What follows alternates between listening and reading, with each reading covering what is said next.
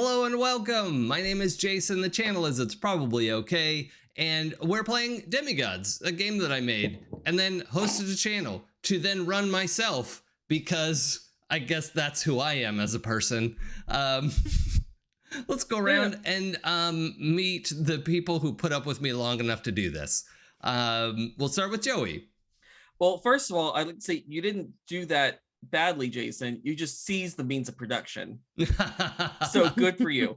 All right. Hi, I'm Joey, and I am playing Lee Spencer Fitzgerald, the Arcane, who was the son of Ares and now is kind of the pupil slash boy toy of Apollo when we're here for it, who may or may not be getting hit by werewolf bad soon, and that's not good. But yeah, he's here for a good time, not a long time, but hopefully a long time. And as the smallest recap, how much harm do you currently have? 4. And for Lee? 4. Okay. I'm being very, very method. Sure. Minerva. Hi everyone, I'm Minerva and I'm playing Rosalinda Cruz, the Elemental playbook. Currently kind of dazed and trying to figure out where the heck did this werewolf go? And not seeing it that it's right by her friends. Okay. And how much harm has Rosalinda taken? 0. Par for the course. When the tank gets stunned in round 1, everyone else takes damage. When the tank stuns themselves in round 1. Well, is it really anybody's fault? Yes. Yes. Lee's. For once. Pooja. Hello, I am Pooja and I'm playing Treyi, the warrior daughter of books, whose library is getting trashed, and I'm not really here for that. Kind of mad about it. And how much harm does Treyi have? 3 of 7. Okay. And I almost called you Stella. Clara. I do know the difference. I know the difference between players and characters, I promise. I desperately hope you know the difference between Clara and Stella. Hello, I'm Clara. I'm playing Stella Hart, the Celestial playbook. I have 4 harm right now, and that doesn't seem to be like it's going to get remedied anytime soon. Yeah. So This is fine. for the characters, Stella and Lee, reminder that you do have -1 to all your rolls currently because of the amount of harm. Once you hit 4, then you're at -1s. And I will say, obviously, there is a difference between Clara and Stella. But when you first called me at the start of this campaign, you're like, what if I played the embodiment of the drunk crying girl in the bathroom at the club? I was like, you've painted a very clear picture for me, and I know exactly what you're talking about. And I feel like you know exactly what you're talking about as well. I can neither confirm nor deny that I have received wisdom and become said crying girl. That Listen. Has the ring of truth, I think. She is an integral part of this. She's an integral part of the club landscape. Yeah. I think most of us find characters that explore something we don't know about ourselves yet, or something we want to ruminate on. Why were all of my characters bi my whole life? And then, Look, I'm in this meme and I don't like it. Yeah, someone has to be a mess. So I will take that responsibility for the rest of you. 1 second here. Oh no, the GM has quieted his. Is he choking? Did it close for 3 days? Sorry, there was dog shenanigans, but all kinds of noise out there. I was like, that's not going to sound good on a microphone. So last time, as was mentioned, we went to the library to research some ideas. Well, actually, I don't think I reviewed that part of the tape. Trey, what did we come here to learn? We came here to find Simon's in progress biography in order to get his dirt, to discredit him in the eyes of his deity movies in order to get him to stop, being A jerk. A fucking Stella's- tool. Stella's stalker. That too. Yep. Yep. feel All like 3 of those. we need like a metaphysical restraining order. That's the next move. So we are exploring all the options, but we did get the biography. Because fun times. Did It we? must belong to me in the head. Yeah. Oh, okay. Yeah, we did. hmm Got I it. do I remember got to that now. read We it. Now that just you haven't mention gotten it. to read it because. We did We're get to read being it. We did attacked get by to a- read Oh, it. did we? I'm sorry. I Yeah. forgot. Yeah. That's Oh. cool. Yep. I didn't know that. No, you We're had a being- chance to review some of it. I mean, not cover to cover. Obviously, there's a whole life worth of pages there. But also, I want to mention, Gray, thank you in the chat for mentioning that. If it's bassy and harder to understand me, then I definitely want to know that. But I think I've found settings that I like for this, and that's what I am trying to sound like. So just trying to clean up my audio a little bit, and I think that's the cleanest way to do it. So, But yeah, so we did get to look up some stuff. We found out a little bit about Simon's history that we might be able to leverage. We also determined that we can't trick him into giving up his demigodhood. You found some information on the ritual he was trying to do. Yeah, Simon was doing an approximation of a Greek love potion spell. At least that's what my notes say. Something like that. And that's quick. Us Though out.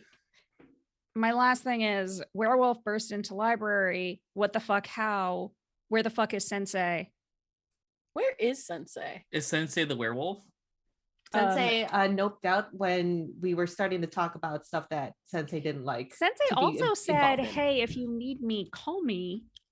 Maybe.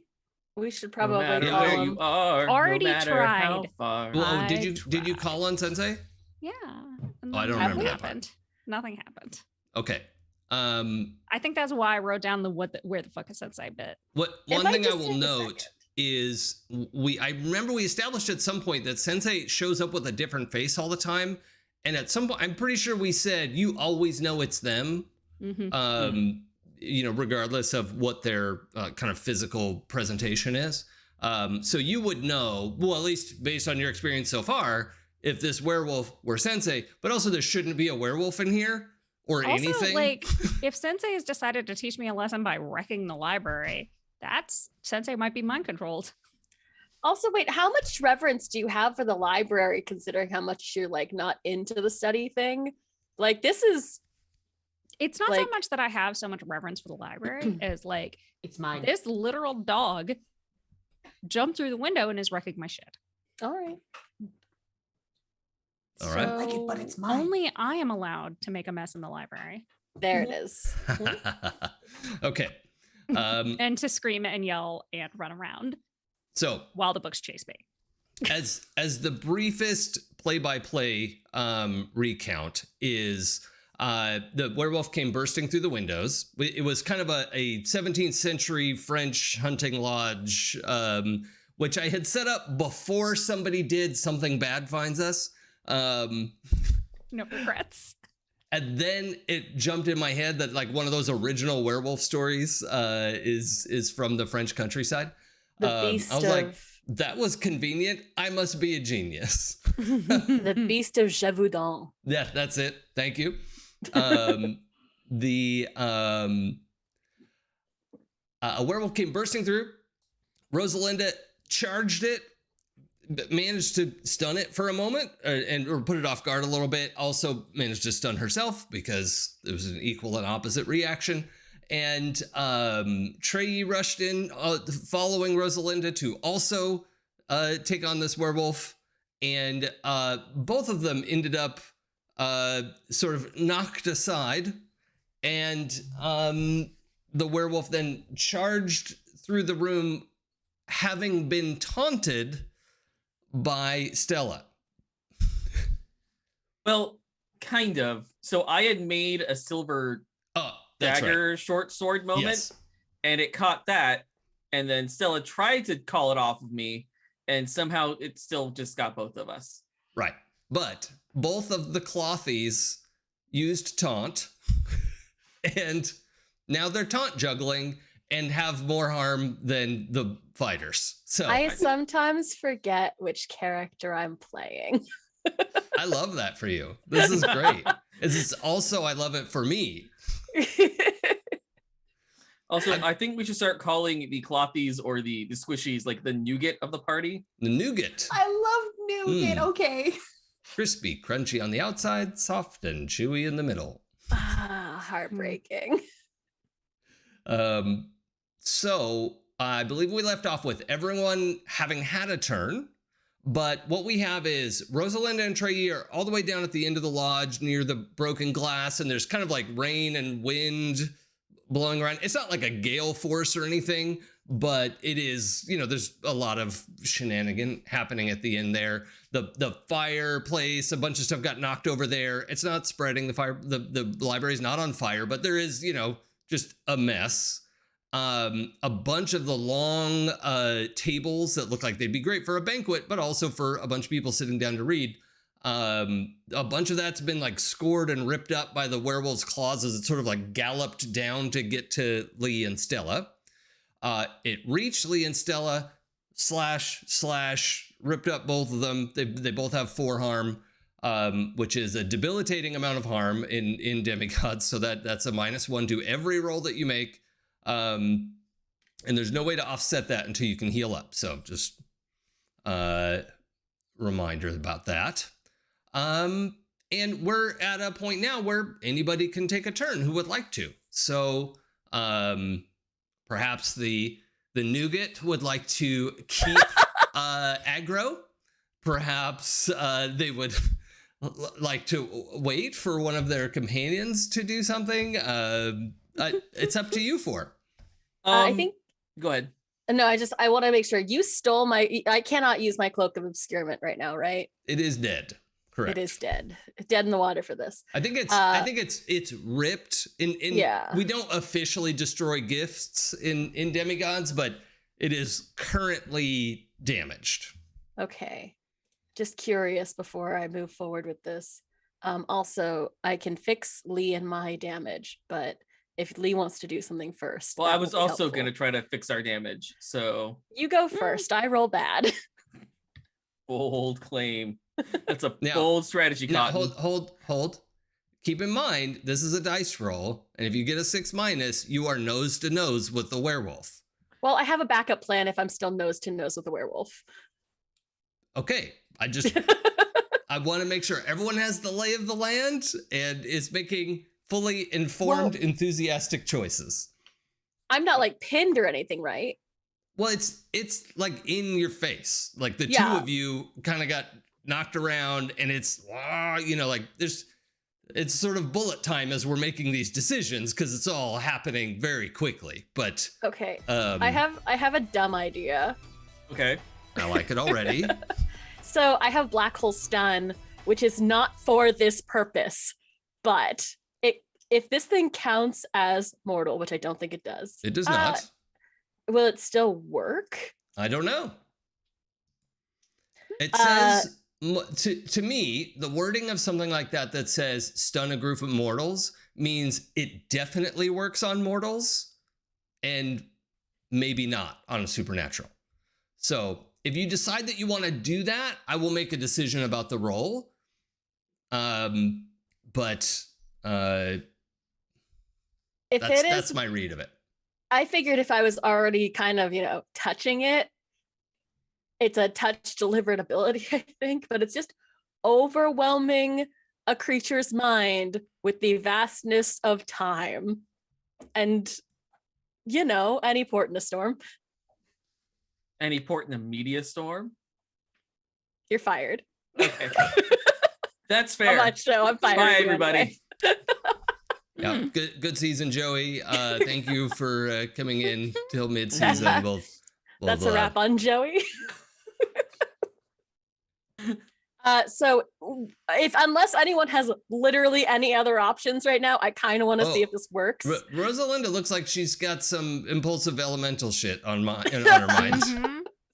So she sees werewolf on them. She doesn't see I don't think she sees the silver knife, but she sees how hurt they are. She wants to pop her send this move. Oh. Oh. And just complete panic. Holy crap. No, don't die on me. I'm going to overwhelm everything with godly magic. Yeah. do I Now hit? your element is essentially metal, but you'd been focusing on like copper kind of stuff, right? Mhm. Yeah. I feel So like that's why- 17th centuries, there's a lot of copper around. Copper and Oh, I'm brass. sure. Yeah. And And whatever. anything at this point, anything metal at this point. Yeah, and I would never limit the elemental to like just copper, Yeah. To only see Just- you. like metal is a whole element in and of itself. So let's do an ascendant. Why don't you read the ascendance move for us, and then All right. we'll see what happens next. Okay. So it's Tempest. You body your element completely as your humanity fades to the background. You become capable of incredible feats. Become the flame, bend the wind to your will, part the waves, or shake the earth. You are master of your domain. So there's 17th century. There's got to be metal sconces all around the walls. Yep. There's that silver dagger. There's iron There's- nails in the table. Yeah, Everything. Yep. Mm-hmm. So she is just going to take all of that, rip it all from their original moorings to create a cage around the just to restrain the wolf Okay. and pin it down into the floor. And she senses the silver dagger and just hovers it against its neck, heart, neck, or brain. Head. Mm. Pith it. Pith it? What? Never Is mind. that Lee's dagger? I mean, it could be. It's metal. No, I mean, didn't Lee make the silver dagger? I did, yeah. Yeah, And yeah. that's So I fine. just wanted to double Is that check good? with you Oh, if yeah, it's is that okay that okay? that flies out of your hand. Yeah, I'm totally fine with that. Okay. So she's screaming and just grabbing anything that she can tap to create that cage to pin it down, and notices feels the silver and puts it like so that if it tries to struggle, it'll pierce against its chest Can and crush I? it. And this requires both of you to agree, Rosalinda and Lee. You sense that silver. So, well, first of all, Rosalinda, what do you look like as you're doing this? Is this like an Akira moment or what? Like what? Yes, 100% Akira. She's on the grounds, but she sees everything, and so she's just reaching out, Yeah. going, "Fuck no, not my sister," and ripping anything remotely metal, Okay. and pure stuff, everything. Can I Yeah. add that we see like a reflective, like we can see your veins glowing as like shiny metal under your skin? Yes, Okay. please, Cool. yes. And then the Yeah. other thing I want to add is you sense that silver dagger, you put it where it is, but Lee is still hanging on to it. Like it just jerks forward and now Lee is holding it to this thing's chest, basically. Is that where you wanted it to go? Yes, please. Okay. Lee, is Mhm. that okay? Yeah, I'm here for it. Okay. So Lee, yeah, you're dagger poised, all of this metal flies out of the walls, a bunch of the table just collapses without all of the supports and stuff, so there's a little bit more room in the middle of the room now. Some of the bookcases go like chunk chunk chunk chunk chunk, like as the shelves come apart. But all of the kit from the fireplace, all of that like wrought iron and just all this incredible stuff forms this sort of hemisphere cage around it. I imagine there's a lot of like spiky bits pointing in, like if it tries to like push out. Anything else? I mean, that sounds like a great ascendance move to me. The werewolf is trapped. It's an ascendance move. Rosalinda, anything else we should know about this moment? Well, she burns up. She's now at 2/3 god godliness. Well, this is her second ascendance move. This is numero dos. Yes, it is. And so she now has this permanent copper sheen throughout her skin and looks more like plate mail on, like her skin looks more like faceted. Oh, Like it's like hammered yes. plate mail. Yeah. Yeah. And clinks occasionally, depending on what she moves. I love it. So she looks hammered. Hammered Jason. And she can either, she goes up. She's just going there and just holding him down. Yeah, I think that's great. Do you know what consequence you want to pick yet, in case I can work that into the story? Move harm penalty to 3 harm. Don't do that. I know, but I'm glass cannon. I mean, you can if you You're want. the tank. Reduce max harm to 6. Nope, that's not what I want. Okay, fate's favor to sway mortals. Yeah, that sounds right. Yeah, that sounds, yeah, that's continuing. That's on par. Okay. The werewolf is trapped. It is looking for a way out, but it is relatively still because it's got all the spiky bits around it, and it's got Lee with his silver dagger. Like, I think you're kind of reaching through the cage. Mm-hmm.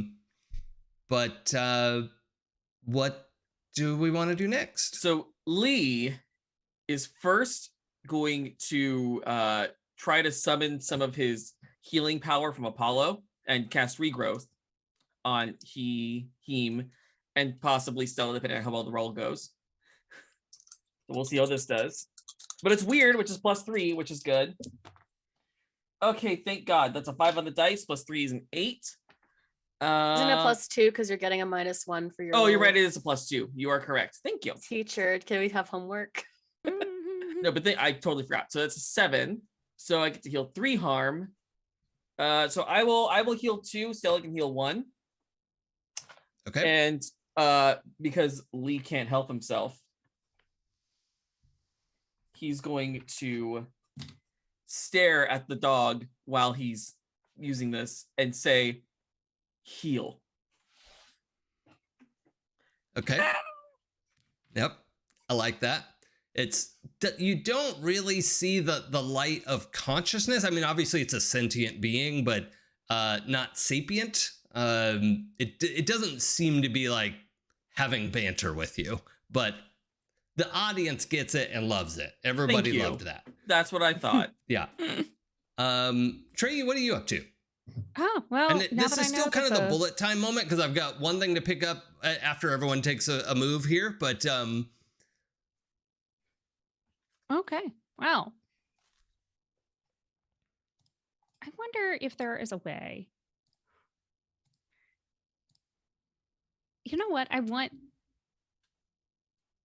to get this thing out of the library so badly.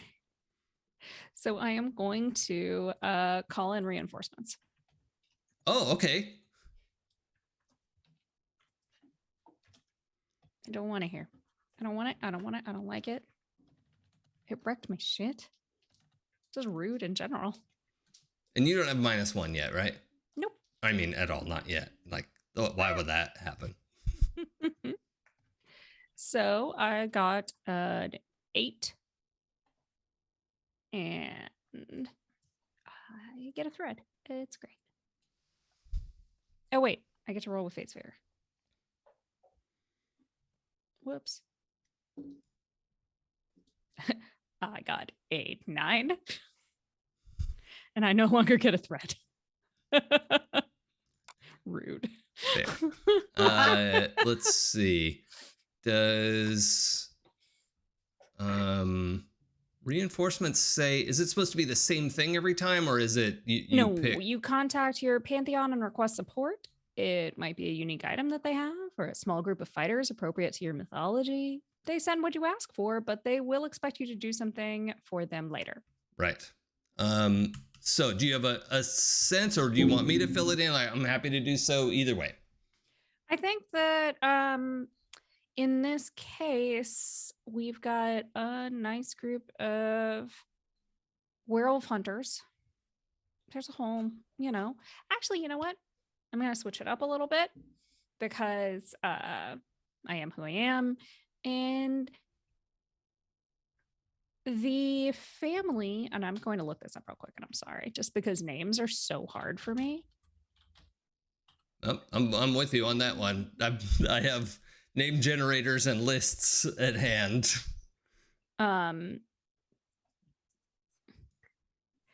I am calling on the Healy family from the Encrypted series by Shauna McGuire. Oh, I don't know the series. Can you give me like a short version of it? Okay. Of what I should know? The Covenant of St. George was founded to uphold one simple ideal. Anything that was not present on the Ark, anything they deemed unnatural, needed to be destroyed. Monsters, creatures of myth and legend, all of them will be wiped from the earth in the name of man's dominion. Unfortunately for them, not all the monsters agreed with this plan, and neither did all the human beings. After their rather abrupt departure from the Covenant, Alexander and Enid Healy found themselves alone in the world, but with a simple mission of their own: to protect the cryptids of the world from those who would harm them without just cause. Oh, that's fun. Yeah. I love that. It's a Really good fun series, and the series. lead character is a ballroom dancer. One of them. One Oh, of yeah. the lead characters is a ballroom dancer, and I love her. It's so a much. really fantastic series, lots of fun, but it's a nice different take on Encryptids. When it comes down to it, they also, the Keeleys now in this generation, don't just protect the Encryptids, but also kind of get them back in line. Okay. And so is this like a husband and wife? Is that what you said? Yeah, sure. Let's call on the OGs. Okay. Technically, they exist in the canons. It'll be great. Yeah, I mean, whatever you want that to look like is fine. It's Yeah. because reinforcements, like, it is equally powerful if you have like one big champion or like four, kind of guards or, whatever you want that to look like in the moment. It's equally effective. So, but yeah, that actually sounds like something I want to go read later. Hey, It's so good. actually, so slightly off topic, Pooja, are you the one who recommended Iron Widow to me? Yes. I loved that. So fucking good. That was really fun. I enjoyed reading that. The payoff at the end was just mwah. Okay, so the big double, giant oak doors at the other end of the lodge are kicked open by these two people. What do they look like, Pooja? Oh, they are. Let's pull up a good, because Did it say what part of the world they're from? They're Americans. I think They're the from Covenant of St. George is like I want to say it's supposed to be like a 16th century or 17th century thing anyway. Yeah, but so it's like early America. Yeah, but like by the time you get to the Heelys, it's not like we're talking like a lot more in the last like couple hundred years. Okay. So encrypted family tree. Like, so Thomas Price and Alice Enid Healy, like they're from the 60s. The 1960s? Mm-hmm. Oh, okay.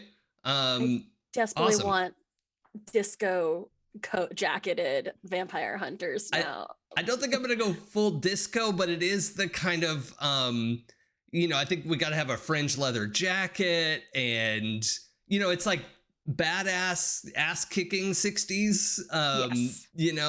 Yeah, but with a heavy like dose of like nerd. yeah.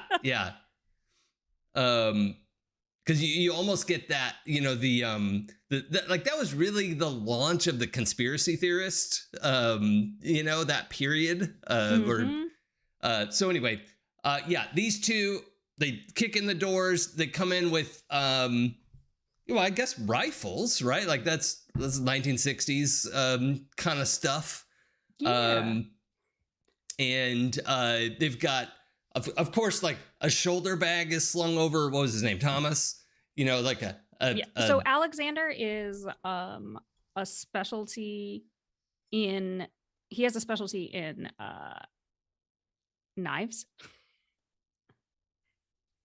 Oh, okay. Oh, sweet. So yeah, he's comes in with knives in both hands. Then I like that. And Alice will come in with a rifle. And Alice, is that her name? Mm-hmm. Okay.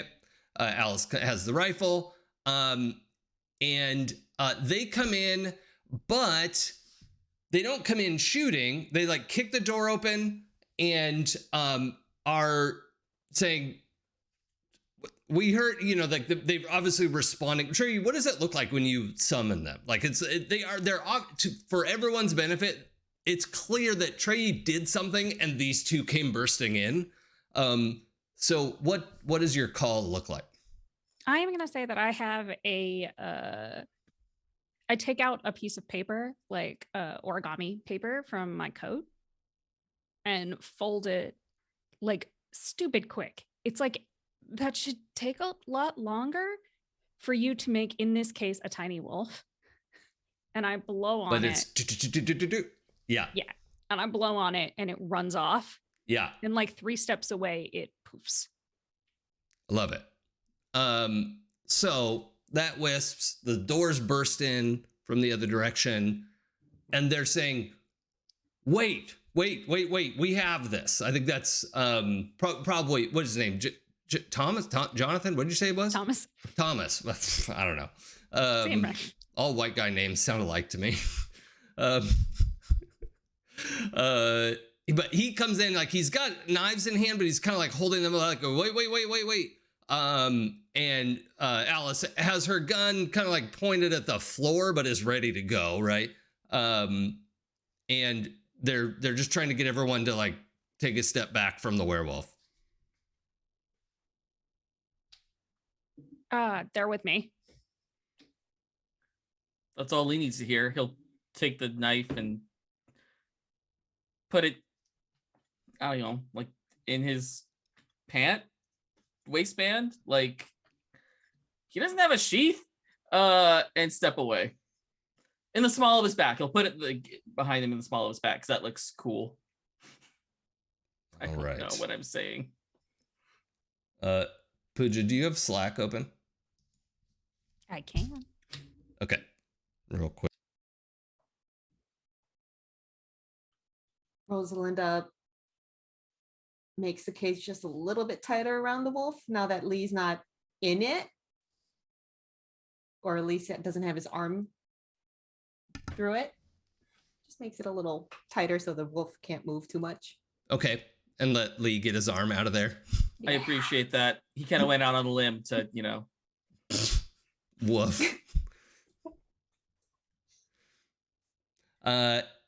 So they come forward, and it's pretty clear that Thomas's knives are these long, slender silver blades. And Pooja, they're ostensibly like they're about being Christian. Is that kind of their vibe, or was that not a big part of the story? Not really a big. Okay. Not in this. Like, yes, it came out of that, like the Covenant did, but they are not. I would prefer not to go there. Yeah, no, that's fine. I was just double checking because I wanted to make sure I color this in the right way. But he kind of like resheathes one of them in like in his jacket, right? And has a pouch that he pulls out. He's got this like silver dust in his hand, and he walks past Lee and Stella and just blows it into the werewolf's face. And the werewolf does the whole like dog sneeze and ear flap, and Trey or Pooja, actually, what was the last form that Sensei was in when you saw them?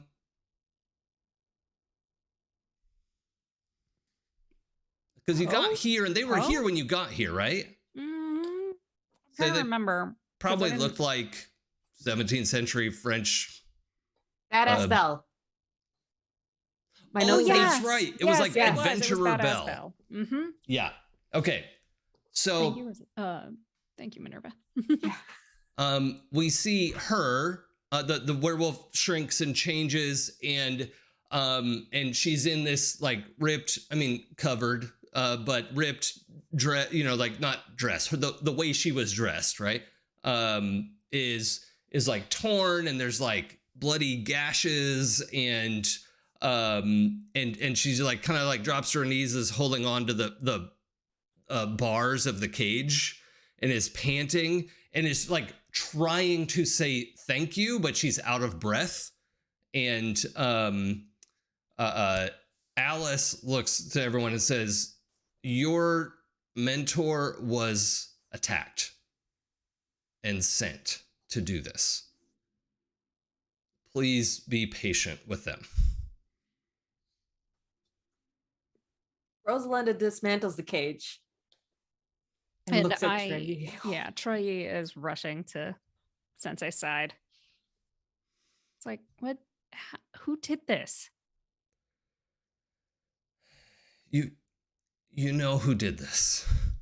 He sent a werewolf from something that he had that was contagious. And she's like coughing and like she still has like silver dust, you know, like all this stuff. But you know, then Thomas is producing like a more together, like, oh, let's say it's like a little flask, right? Like a little metal flask. And he's like, okay. And he hands it to Trey, right? He says, all right, so this is Wolfsbane and some other bullshit. You will know better how to administer it. Like they're not human.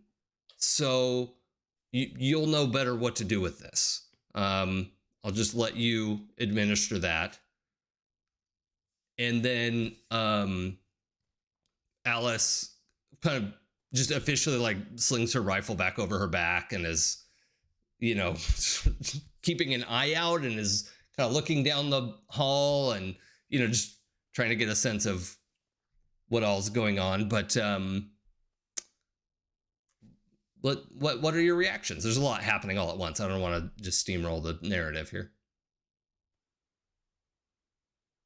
I think Lee is kind of hanging back with Stella, if for no other reason. Like, yeah, Sensei's been more or less fine, but Stella's always had this eye of like, I don't trust Sensei, and now that he's kind of attacked us, like, even though they said it wasn't his fault, and I get that, he's still kind of like hanging back with Stella, kind of like maybe she wasn't completely wrong. I mean, for the record, Stella doesn't like Sensei because Stella can usually see what Sensei looks like unglamored. It's not like a distrust. It's a like, this hurts to look at. Just a lot is happening, and I know that they keep putting on like hot person disguises, and I see like the tentacles under the hot person. Well, for right now, Belle still seems like this image is superimposed, and you know there's like flickering of something behind it, but this is the most opaque they've ever been, which is fascinating. So I'm at 3 harm, so I'm not taking any more minuses to rolls. What are you at? I'm at 2, so okay. I'm fine. And everyone else is okay? Yeah, I'm at 3. Rosalinda? I'm still at 0. I think the first we can have other people like look into if you don't want to heal, I can look into whatever Sensei's up to, or I can heal you. I wouldn't mind a little heal. In that, yeah. So Stella wanders over to Trey. Stella also looks like shit, which is just her normal state, but like a little more shitty this time. And just puts her hand on Trey's shoulder and just goes, what's like the most embarrassing thing you did in the last year? Oh, well, I did leap out of my window once, like, and I thought I was wearing pants. I thought I was wearing pants, but I was also half asleep. Yeah, that'll work. And then let me roll some dice. Just let me double. Hold on, I've got to roll dice, and I got to find dice that don't hate me. That is the one downside. I've been doing a lot of digital dice lately, even when I am like, could just roll it in person. And so when they fail me and I delete them and instantiate new ones, it's not as satisfying. It's like dice jail for you. Dice jail. I need a better dice jail. It's 2d6 plus awe. My awe is only a 3. But that does knock us into a 7. So I do. Did you say only pass. a 3? No, sorry. My Oz is 1, but I rolled 2 3s, so I do get a thread. Yeah, and it's and that does bump us into 7, which is fine. Great. And so what's the total result on that? Did you say already? 7. Yeah. No, I mean, what do you get for that 7? Oh gosh. 7 to. Sorry, I have the things. Heal. You may heal 3. God damn it. You heal 3 harm, Trey. I'm gonna take the 1. Oh no. I just put that back in you. Oh, still, you take a harm. Is that right? I take 1 harm. Yep. Perfect. Just a mess. To complete this daisy Like chain. the secondhand embarrassment. The secondhand embarrassment was so strong it harmed you. Yeah, I think putting my hand on Trey's shoulder was a mistake when they were coming up with a memory. Because there was just this moment of, oh no, I saw it happen. Yeah, sorry, my brain was in too many places. What was Trey's most embarrassing moment? So I leapt out of my window to avoid Sensei one morning. And In I like the forgot I last wasn't- year. Within the last year, yes. And I forgot I wasn't wearing pants. Oh, sweet. But I live like in a pretty active environment. Yeah. So like just so like Trey that's lives in Hollywood, right? Just like yes. I mean, on the other hand, a person in Hollywood without pants on is not the weirdest thing anyone's seen. So That's true. Yeah, no, but like that was, and it wasn't okay. So like it would have been fine if it was just like randos or whatever. But I had been attempting to reach out and maybe, like I may have had a little crush on one of my neighbors. And so that neighbor saw you sailing out of the window with no pants. Butt naked. Yep. Literally butt naked. Pooh bearing it down. Pooh Amazing. Oh no. I think I because it is an exchange and you did get healed for it. I think as you recount that and Stella takes secondhand embarrassment harm from like receive that memory, it actually fades a little bit because she has taken it from you. Oh, that's nice. And I live with it now. Stella, is it safe to say, like, what is the status following that moment? Like, are you keeping your hand there, or are you like taking your hand back and like stepping back to take a breath because now you're at 4 harm again and you're like, what is your body like? What your body language, your movement, like what is happening right now? I think she like backs away, like she got hit from that basically. Yeah. It's just like, oh, regrets. Also, like full Pooh Bear. Is it okay if I have you back up into Alice putting her hand on your shoulder? Yeah, that's fine. Okay. Yeah. So she says very quietly, I think only Stella can hear this, but I'm just going to say it for everyone. I can see how you feel about her, but have you seen how she looks at you? Stella usually has like a dry, bored expression, and I think somehow drier and more bored. Just like, are you high? Well, I mean, what time is it? Also, when she puts her hand on your shoulder, you heal for 1. Excellent. Back to 3 harm, guys.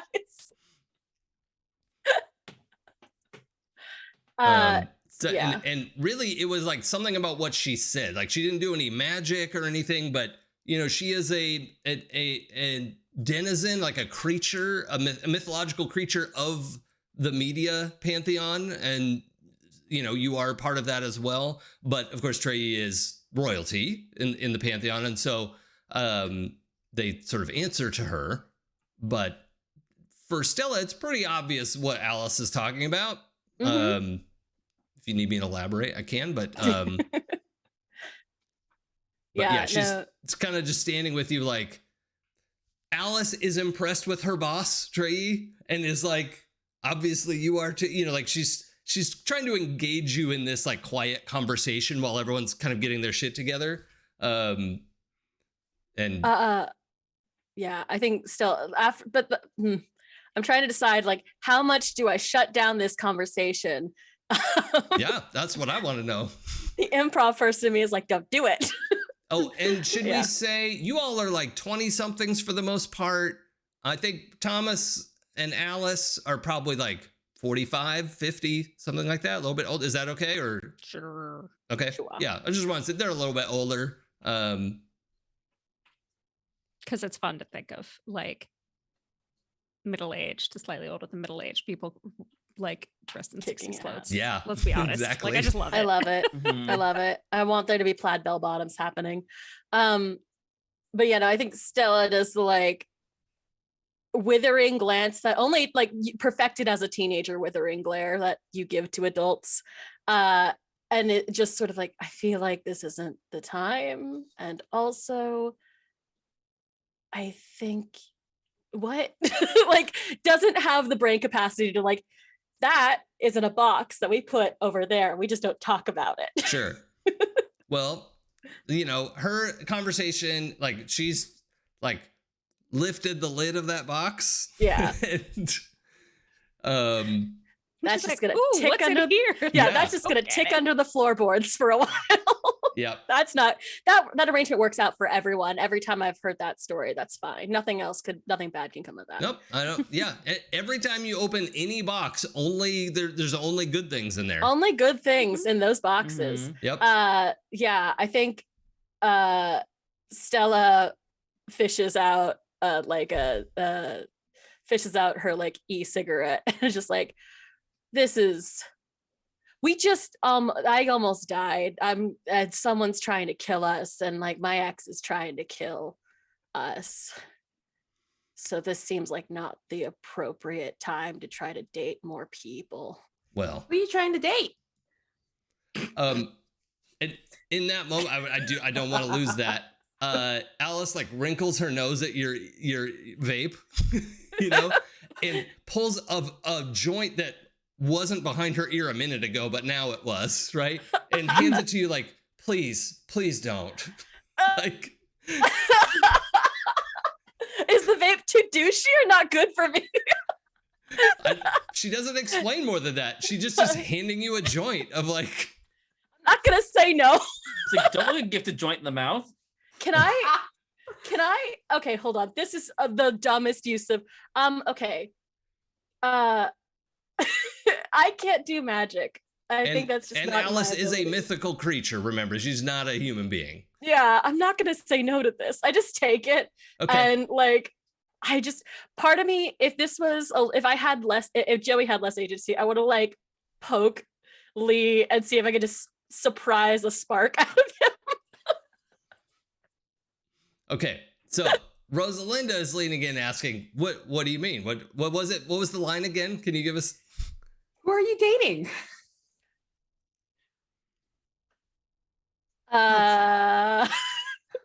I waited too long to lie, didn't I? Yeah. Yes. Even Staring I at see you that. guys. And Thomas says, you know, as he's like putting his other knife away, he's like, honestly, the truth is just easier. Look at the I Thomas, can it's like promise you're you- allowed to talk. Yeah. I promise you that in my experience, telling people the truth about things only ends in problems. However, I just think that I shouldn't. Why is everyone doing this now? And I'm still like trying to light this like joint and cannot find, like digging through my giant bag looking for a lighter, which doesn't exist in this bag. Lee will light the joint for you. Thank you. Lee, help me out.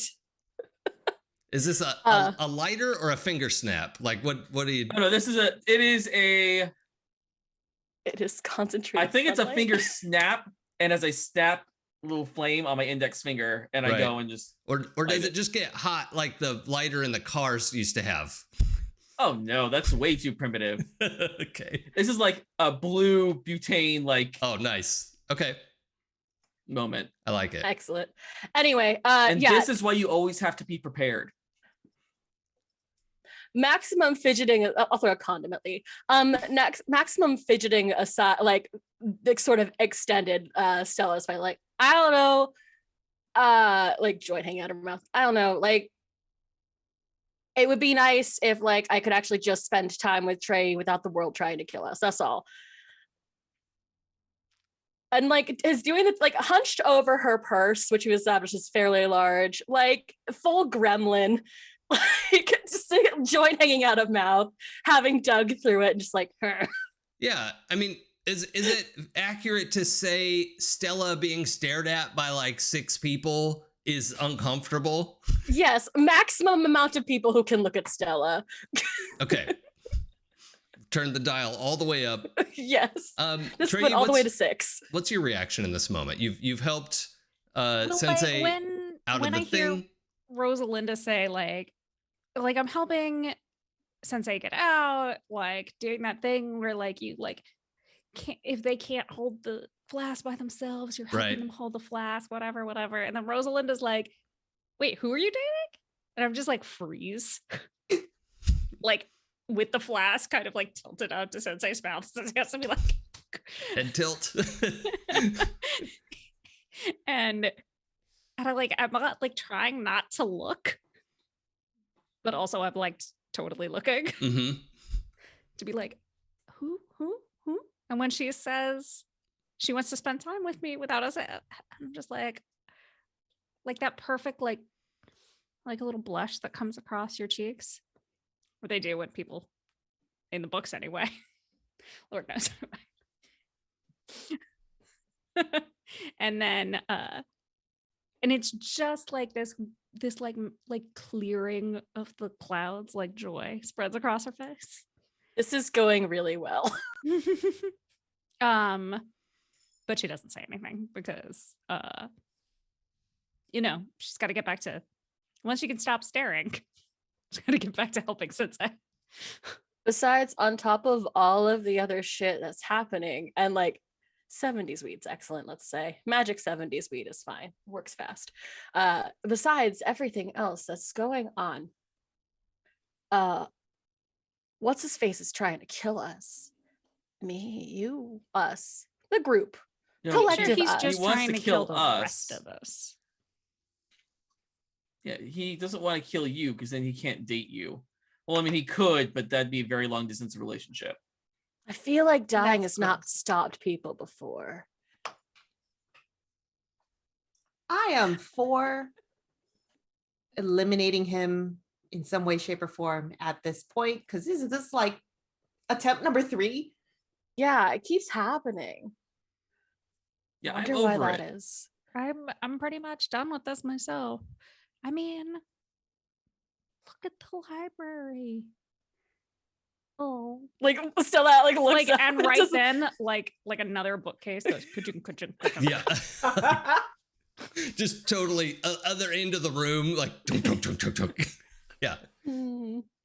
Like, Okay, we know who did this to how. Okay, wait. What Simon had the power to fuck over the Sensei?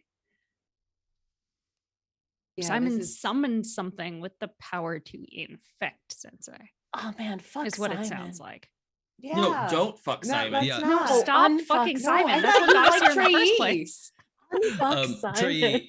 Trey, Sensei like silently confirms what you're saying. Is like she's having trouble articulating, but is like, yes, that is what happened. So I actually got to my fifth thread. I'd like to level up, please, and finally get an epic shield. Okay. Yeah. And my thought is, with an epic shield, all that metal from from all the stuff from the library, that's demigod metal. Yeah. And that I just make a freaking Captain America shield that goes around my Nice. arm. Excellent. So she is punch and board or something like that. Mhm. Yeah. I love Oh, it. yeah. Is I have an is idea. it literally like the red, white, and blue with the star, or just that shape of like that round buckler kind of? I think that it's just a round shape. It's like the from the first movie where it's just unpainted. Yeah, I yeah. think that just looks cool. Oh, I was gonna suggest instead of like the rings of red, white, and blue, it's the like the gold, silver, and rose gold. I like that idea. Yeah, Mhm. that's fun. Yes, that is it. Like maybe like a copper moment in the middle because it's like your favorite element, like your favorite. It's gonna have some some distress all on it already. So Yeah. it's pre-distressed, and it's gonna have those nicks and pieces, and it's gonna have the patina of. It's gonna show the original copper in the nicks area, and then nice. around it, it's gonna have the patina. Yeah. I love the Nice, idea I of all like these it. bars like kind of just like flowing together and Rosalinda just picking it up and it like turns into this thing. Like, oh, that's cool as hell. Okay, so Lee has an idea. Let me know if this is possible, Jason. Because Simon cast or summoned the being that attacked Sensei, and Sensei was infected by this creature, I want to try to reverse breadcrumb the spell back to Simon. So I wanted to see if I can use like Sensei, who was infected by this creature, to locate the creature and then piggyback off that to find the original summoner and Sure. try to get a. I've never done a reverse breadcrumb before, and I guess the first time can be on stream. That's fine. I'm not embarrassed about it. No, it's. I mean, as long as you're comfortable and as long as I'm not going to finish that sentence. So long as we all agree to the terms and are, yes. Yeah, limits. everyone has to enthusiastically consent. I will point out that Joey, who was not here last week, is doing the same fucking spell, I know, I love it. which we Who has established is not canon yet- in this world. Who has not yet watched? I haven't watched last week's stream yet, so Yep. I'm very excited that I stumbled into something. Also, real quick, Rosalinda, just to be thinking about while we move forward is epic shields apply 1 armor to you, and they have a special ability that you get to pick. Something like you throw it and it comes back, or you throw it and it, I don't know, does something, or you can like jump on it and ride it like a hoverboard, like whatever. Like it does something when it's not being a shield. Like it has some special ability that you can decide. So Perfect selfie mirror. it might, God damn it! it's what? That's very good. A selfie mirror. Oh. It's a ring light. It's a ring It's light. a- Yes. Yeah, no, it is the perfect selfie surface. So like it just Whatever you Bluetooths need at the directly to your time. media. Mhm. Like That one really good gym mirror. Like it's ah! Mhm. I think it could do that passively. I want it to have like a usable, benefit to you. It is also a selfie mirror. Okay. I'll think about that. And I'll DM you. Okay, so Lee, yeah. we're gonna do a spell about it. Now, Stella, remind me, you were starting to do something like this, right? Like you were trying to do Yeah, a back trace. I was gonna say, Stella literally can touch shit and start learning the history of it. Mhm. I would love to be. I can probably figure something out with and help Lee do that. Sort of Okay. my whole vibe. All right. So effects. Reveal a secret, I think is kind of what I want. Yeah, I'm down for that. Okay. And let's go with hide something, as in hide my attempt. So he doesn't know okay, so that if you I'm get 2, then yeah. he doesn't know. Cost. Oh, I'm not gonna let you pick takes longer because time isn't really an issue right now. okay. But the others are all workable, I think. Okay. Let's do the spell ends earlier than expected. So I Yeah. can't quite I don't. That would be inconvenient. Yep. That'd be a pain in the ass. And well, it's already ruined anyway. Let's go with inflict collateral damage. All right, I like that. Also, Um, just have to do quick acknowledgement for chat. Everyone in chat, lovely to see you. Oracle of Canada doing the Lord's work. It's already kicking people out who don't need to be here. Thank you. Also, Grave, a round shield made from library materials, a bookler. I'm just every week. How is that possible? That's amazing. You had some good ones earlier too. I wanted to take a moment to acknowledge that. Would this count for trusted advisor as I'm just gonna help not Yeah, let's see how his role goes. And if he doesn't need a help, then we'll have you contribute a different way. Okay. That's an 11 on the dice. Oh. Plus 3 is a 14, which does hit my godlike. No, this is spellcasting though. You're not using a basic move. I'm using weird. I thought you were doing spellcasting. Oh, you're right. You're right. I forgot. It's the basic moves, not the ability source. Yeah, it's not the stat. Yeah. Curses. Okay. That's fine. But we're all very proud of you and suitably impressed. I was just so excited to use my godlike. Okay, so yeah. On the 10 plus, pick 2 effects and 1 cost. Well, I get my 2 effects, and let's inflict some collateral damage. Okay. Because it's not what Lee would want to have happen because it's a library and he likes those, so he feels bad about it. But it happens anyway. So as Lee is casting this spell, does anyone need to get a concurrent moment out? Because there's some shit's about to happen. I just realized I revealed the truth, which means I get a thread, which puts me at 5. So while you're doing that, I'm going to look at some bennies. By all means. Rosalinda, do you have an idea for your special ability? Actually, yeah. Can it, when I exchange harm, it protects me and reflects it back at the enemy? If you pick a type of harm, like if it reflects melee harm or arrows or something like that, I'm totally into it.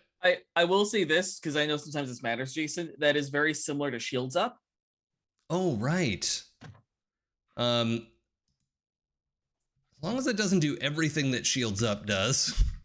What does Shields Up do? When you spend a thread to reduce harm, you may reflect it back at the source of that harm. Right. Yeah. Is that for everyone or for? No, that's something I can do as an arcane. That's an arcane move that's available to him. That I took.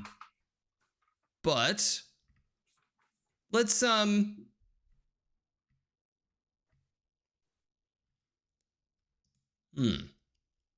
it be done melee just to keep it just melee damage? Yeah, I think that would be your face anyway. Yeah, I think if we have that kind of limiter on it, then it's not the same as what the arcane has because it's literally anything and everything.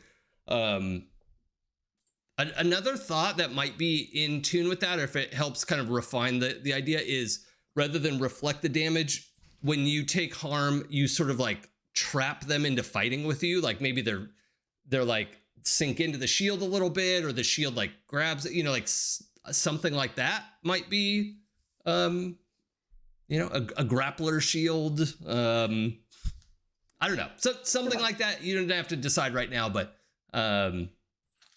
any of that kind of stuff. If that's what you're thinking about, something like that might work.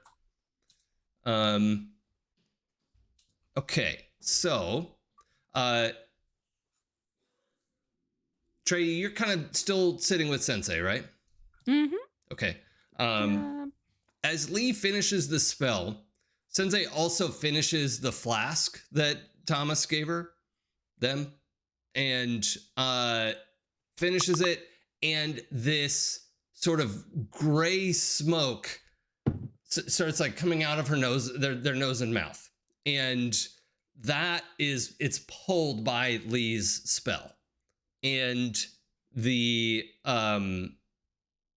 coughing, like Sensei is just like hacking and coughing, but it immediately, like, the cuts start to heal up, and just their whole demeanor is starting to change, and kind of get back to normal. Stella, you can see, like, you kind of have to look away from Sensei again because a lot of this additional glamour is vanishing, and you're like, oh, okay, that's.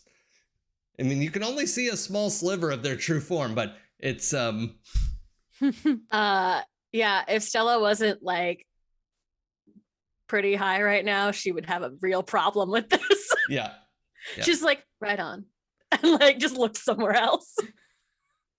But this sort of gray sort of charcoal smoke it's kind of like the consistency of the smoke monster from Lost, but little, right?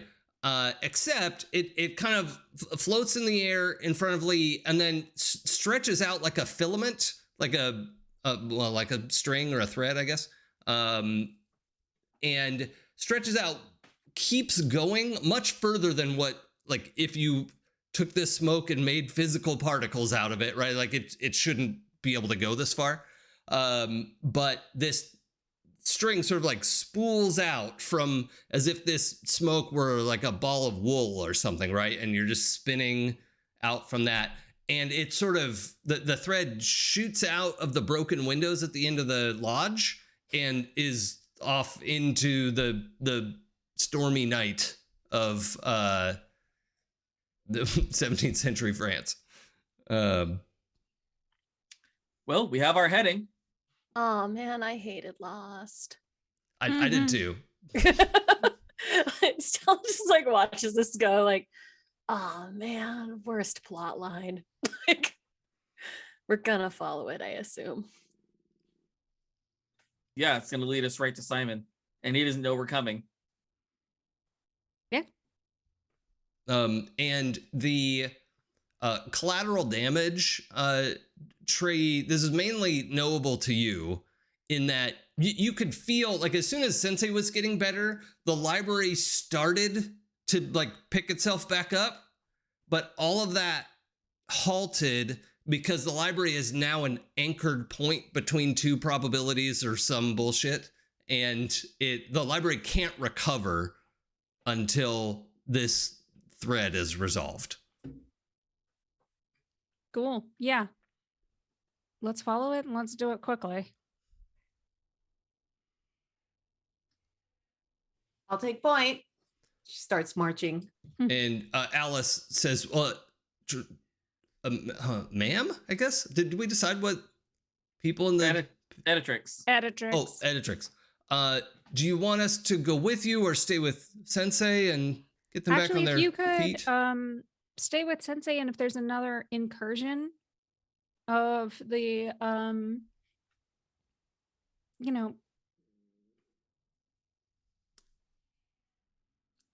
contagious variety, Mm-hmm.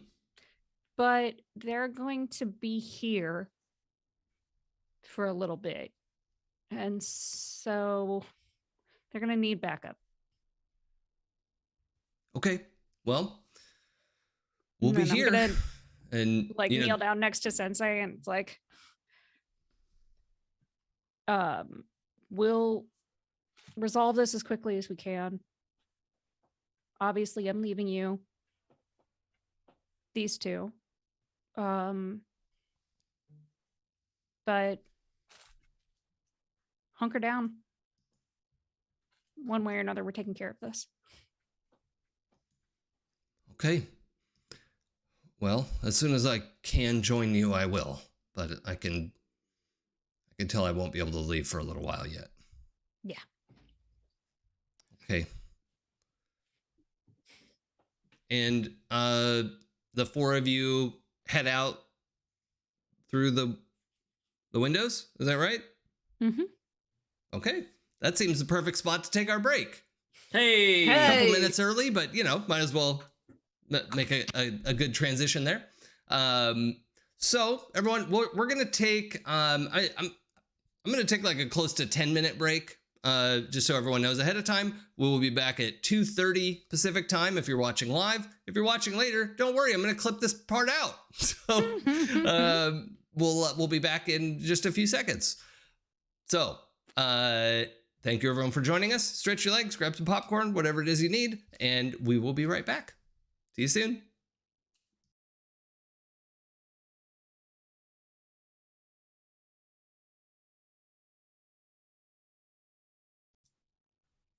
Hello, welcome back. My name's Jason, the channel is It's Probably Okay, and I'm here with these people. All right, why don't we go around and say something quick about your characters while I fix how the transcript is showing up on the screen. Oh, good lord. Clara, go. God damn it, I muted myself. Hi, I'm Clara. I'm still playing Stella, who did too many emotion happening this episode and in previous episodes. I would like to she would like to unsubscribe. However that happens. Death, I think. For Demigods, not totally taking you out of the competition there. I was looking at my death move, like if I die, what happens? It's like you do the same thing you were doing before, but you just get to follow your friends around more than you were. Yeah, most of the death moves, they're meant to be themed that way, in that you can't use the rest of your stuff, but you can do that one thing. Yeah, the death move just makes pierce the veil. Like you are not now on the other side, basically piercing the veil is going back the other direction. You have to try hard to see the normal version of things. Yeah, so just Okay. the worst version of Stella. If you ever needed a reason to keep Lee alive, my death move is I'm in your head all of the time. Yeah, he's like what do you call it? Like a party line, like connects everyone's minds. Did you change There's playbooks? not much going on with Rosalinda. I can make anyone a fighty person. Yep, sort of like embody them for a moment. Wow. Also, I That's just realized fun. I like that. I need to play a telepathic, like, dude, frat guy, so I can call my superhero Cerebro. Well, Still never everyone, super LARP. thank you. It was a great run. We really appreciate everyone. All right, let's follow this plot line, shall we? Hey, look, a plot line. For once. No, that is not a hobby of mine, following plot. Can you imagine? All right, so that thread whisked off into the distance, and as the four of you chase it, before long you head out into the stormy night countryside, and very quickly that starts fading away. As you get away from the library, you find yourself, the four of you, who has not used an ascendance move? Oh, okay. We'll make a partial exception here. So one of the things in the setting of Demigods is if you haven't used an ascendance move, visiting your home plane is almost impossible. And it should be real uncomfortable otherwise. But Trey, I think you're sort of halfway there with your library anyway. And so I think we're just going to have it be like that deep underwater pressure, because you have a lot of your mortality left, that everyone else has burned off some of it. So the four of you find yourselves walking onto the Media Pantheon's studio lot. And there is nobody in the gate guard. There's just a guard box with the arm that's up. And it just looks like a busy studio lot. You can see lots of, stages and golf carts and, some offices in the back. And it's a busy studio lot. You hear a dragon roaring in the background. Just all the kinds of stuff it's kind of like less silly, but when they go to the lot in Who Framed Roger Rabbit, that kind of thing where you have a whole mix of weird stuff happening at the same time. So this is fiction and people who've passed on from mortal life, who fiction was more important to them than anything, and they were essentially worshiping fiction or media, and wound up here as their afterlife. So that's for a lot of people. And the thread sort of it has zipped ahead of you. You can't see it continuing. It's just kind of silvery in this light now that you're kind of in full light, and it's just off through the studio. That people are walking through it. It's like it kind of just clips through, and nobody seems to be noticing it. Odd pull, but I imagine it's like a smaller version of the weird through line from Donnie Darko. Yeah. Wow. Yeah. Yeah, kind of like that. Nice. So, nobody really seems to be, a couple people kind of like tip their hats to Trey as you're walking in, but there's no like fanfare or anything happening. I just need to recover from Hollywood. Yeah. That one I liked. I love it so much. I'm saving it for something. I love it too much.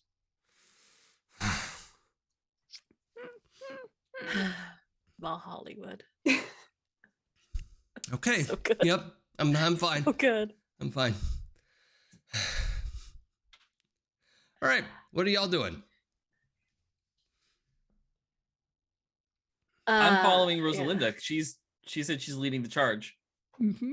Oh, is Rosalinda just like going ahead first and running this thing? Not running, but walking with purpose. Mm-hmm. Yeah.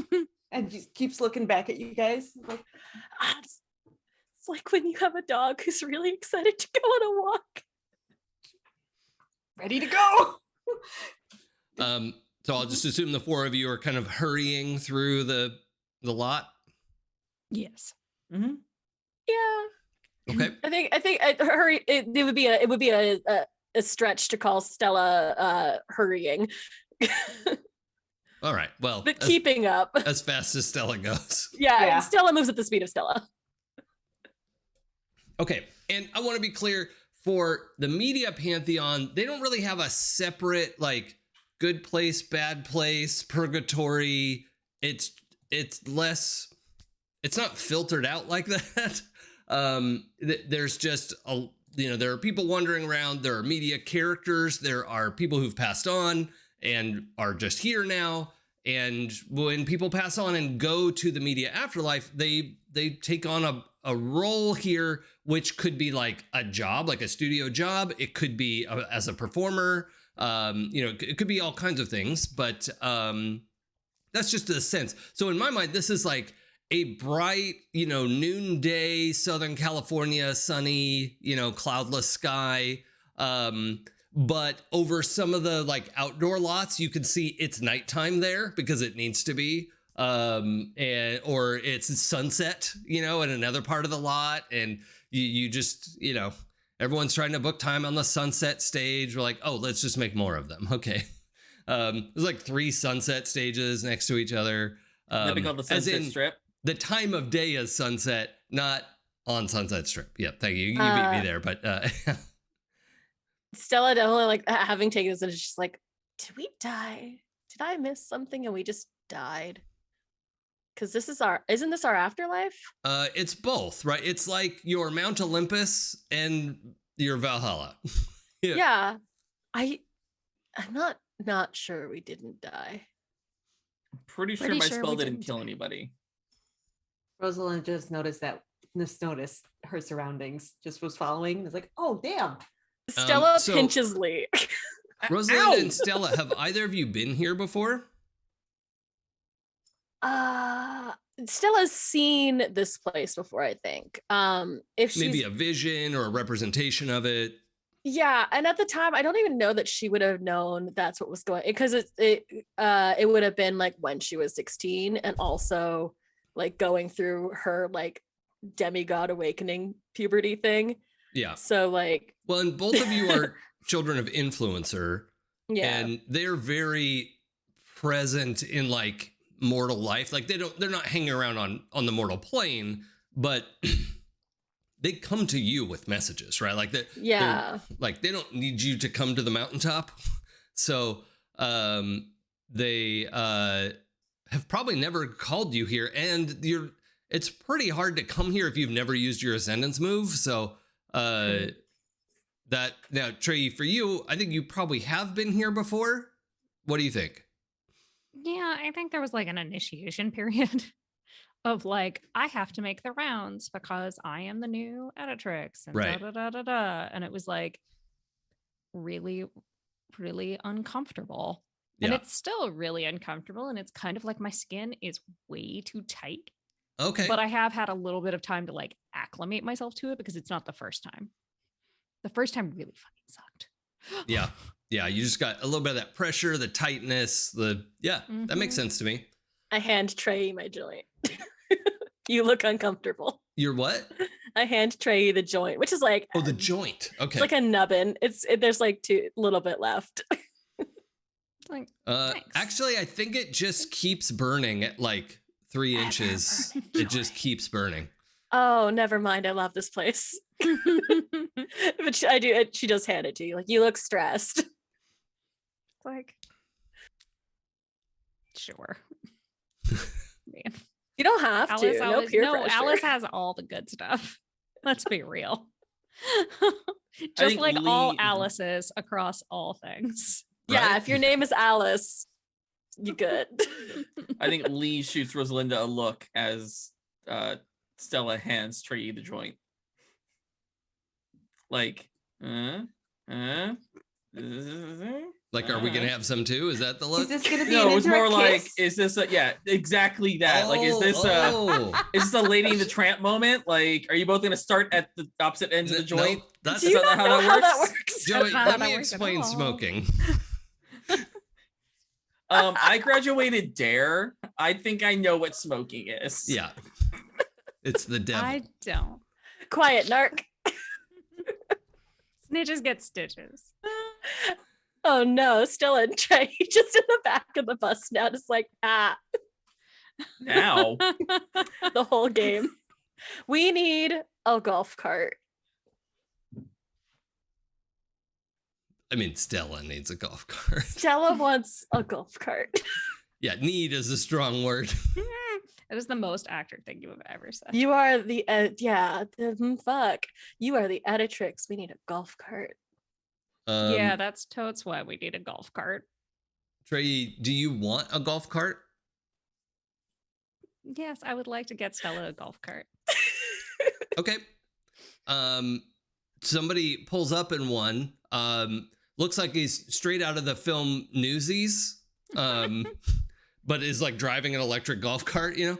Pulls up, hops off, like tips his cap. It's like, editrix, here you go. Sweet. And is like, doesn't know to like, is he gonna bow? Like he doesn't know what to do with himself, but he's like waiting for you to take the golf cart. Cool. I'm gonna flip him like I have.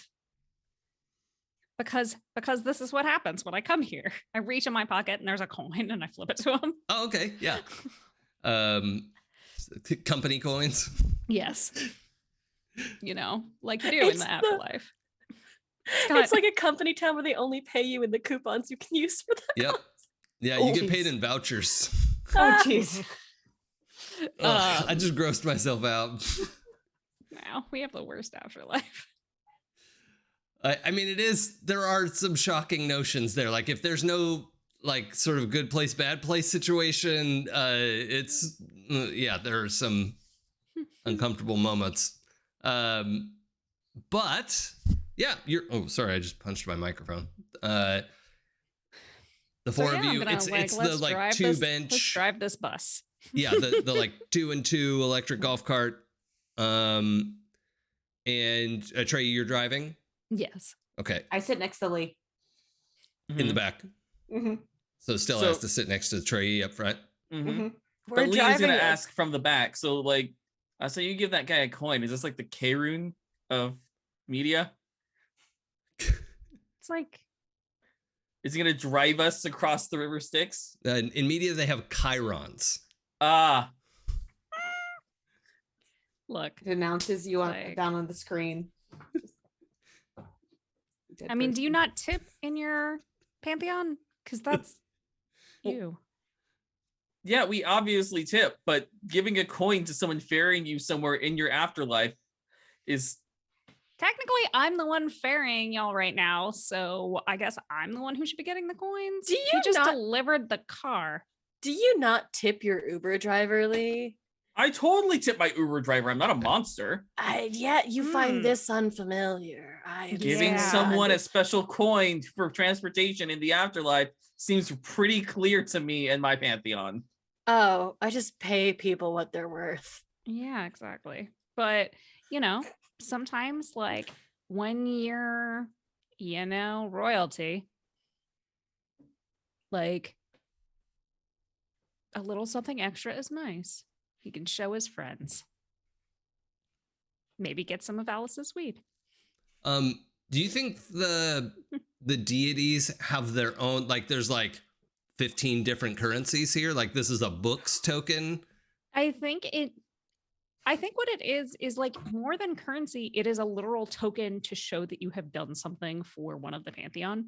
Oh, sure. Like a solid piece of karma on Mhm. a what do you call it? Like on a forum website where you Yeah. answer questions. And It's like a chit. It's like, oh, Yeah. look, like It's a here's my boon. receipt. It's like a low grade boon. yeah. I like it. Can influencer pay in exposure? Yep. Yep. All of the above. I can't throw anything at the camera. Exposure bucks. It fucking hurts. Hurts so bad. However, yeah, Stella, I think like is Rosalind, had we said you've been here before? No, I have not. I Can don't I- think so. Look through my bag and see if I have any exposure. Oh yeah, you do. You can Yeah. see there are Oh. 3 in there, and when you see them, you realize there will always be 3. Excellent. Cool. I'm not using it for anything, but it's good to know I have foreign currency. Yep. Lee, what is I think Lee has this like background sound effect for being in the wrong afterlife / Mount Olympus. What is the noise? It's not like distracting, you can't do anything, but I mean, there's some kind of like background effect for Lee. What is Lee hearing or smelling or seeing, Well, or I like think- something that's off? Because it's media, I want to say it's like he's on the wrong frequency. So I want to say it's almost like white noise static. Like Sure. when you're like fucking with the antenna from the days of yore. Yeah. And it's just like 0.1 off of the station. Yeah. On like a dial radio. Very that. And I think the longer he gets here, the worse it'll be. So like that, it's just like the white noise, but I think the longer Yeah. he's here, it'll almost be like tracking on a VHS where it's like vision wise, it's a little off and off kilter, and it's a whole Cool. problem. I'll keep that in mind when rolls happen later. Yeah, I figured you might. I said when okay, he's here for a so- long time. I was gonna say, does Lee look visibly uncomfortable? Not Okay. yet. I'm gonna leap in here and say that. Yeah. Not yet, Lee. Okay. I think it's at the level that Lee almost hasn't noticed it yet. But we'll get Well, there. Lee's used to being mildly inconvenienced, so But by just everything. by everything. That's like Janet. Yeah. Okay, so you're making your way through the lot on your in your golf cart. Anything we should note about this, or we're just following the thread to its conclusion? We're following the thread, right? Mm-hmm. Cool. I mean, we need to follow the thread because without us severing this connection, my sensei can't finish healing, and neither can the library. Okay. Well, we could just sever the connection, but like, I think it's connected to Simon, and we're trying to fuck over Simon. We're trying to Mhm. find Simon, so us finding Yes. Simon will allow that process to complete. And if we sever it, then what was the point of us doing this in the first place? Good point. Stella is just like, I mean, I feel like in spite of everything, this is actually an okay place to be when you're actually part of the Pantheon. and it's still familiar to her because it's like a studio lot. So she just like kind of relaxed. Also, the weed helps. So she's just like in the front seat, like, mhm. So Rosalinda leans over, puts her head between Trey and Stella, and says, "So what's the level of how? I really don't like Simon anymore, and I kind of want to really stick it to him. What is your level of comfort of destruction for this dude now? Because I know you didn't like." She points to Trey, like he's messed with Sensei now. And Stella, he totally has the Joneses for you. And he's totally squicking me out right now. And I have no qualms. Anything. We're out of qualm. Yeah. That sounds like something very different. Yeah, that the different Went to phrase. the weird place. Into the weird place. That one. I just keep getting like Fear and Loathing Las Vegas vibes at this point. I don't really advocate for the wholesale murder of people whose real major crime was being a fuckboy, because I feel like this world kind of needs fuckboys. Look around. Okay, there's a difference between being a fuckboy and a stalker, which Mhm. Oh yeah, is currently stalking what he is is. a problem. Also, there's a difference between being a fuckboy and literally sending my mentor to attempt to murder us. For reference, we should not kill Tag, but we could probably kill Simon. I forgot about Tag. I forgot Tag existed. I was like, Has it who called is you back? Tag? That took a long time. I'm not there yet. Oh, fuckboy from the club.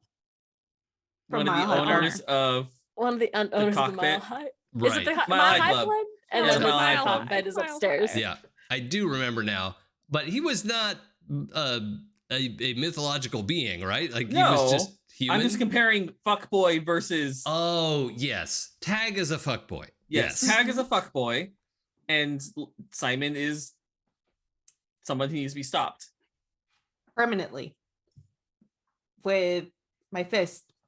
Like Tag Through is a him. fuckboy and Simon is the patriarchy. Like, let's just call a spade a spade. Yeah. So I can just go right in there and just punch him in the face because I really want to punch him in the face right now. Brandishes her shield and her knuckles. Are you asking for permission to do a murder? What? I think we're just Dibs making on sure you we're all on the first? same page. We don't want to kill somebody and have someone be like, "No, don't kill them," after they're already like Yeah. skewered. Yeah, Lee, where you at? Oh, I'm totally on board for Team Kill Simon. Y'all are really okay with just wholesale murder.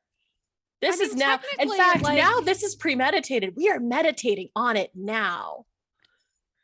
I mean, technically, we're just defending ourselves since he has Preemptively defending.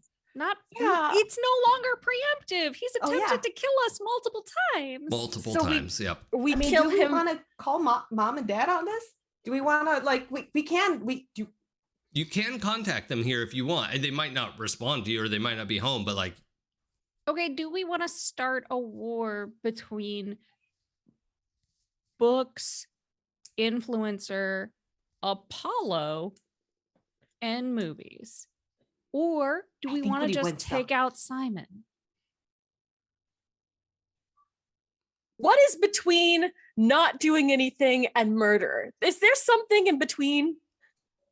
I also want to throw this out just as an epistemological concern. I think that's the right word. I don't think any of you are 100% certain, since this Val Hollywood is both resident of the gods and the afterlife. What happens if you kill somebody here? Well, I that's a don't good think point. you all would have the answer to that, because two of you have never been here, and Trey, you're like sort of tangentially been here, but it's not like anyone has given you the tour and orientation and had you go through onboarding process with HR. Like it's, Could I use my divine intellect to speculate? I guess I could just look. Lee, I'm inclined to say yes, but I would need a different explanation because it's not an intellectual problem, like a puzzle. It would be combining. I might not know anything about media, but I probably know things about other pantheons. Wait, don't you have esoteric, etc.? I do have a stick, etc. That's the move we would want to use. Okay. You're right. I do know things. Before you do, Stella, who is of this place, what was it you wanted to do?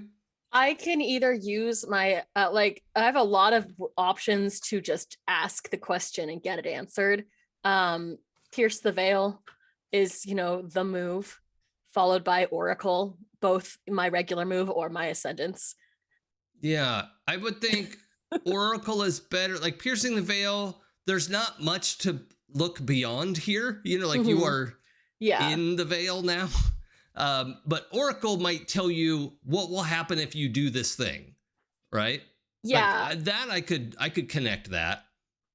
If I use Oracle, I can just roll and be like, "Hey, what happens if we kill? Let me see the future in which we kill Simon." I'm open to that roll. I don't know that you're going to get a perfectly clear answer, but I would give you something. Can I? Is that okay? Is that okay, Yeah, Joey? please go ahead. Cool. Yeah, I'm gonna do the thing that I do, I guess. Yeah. Stella, who's chilling, who's actually pretty chill.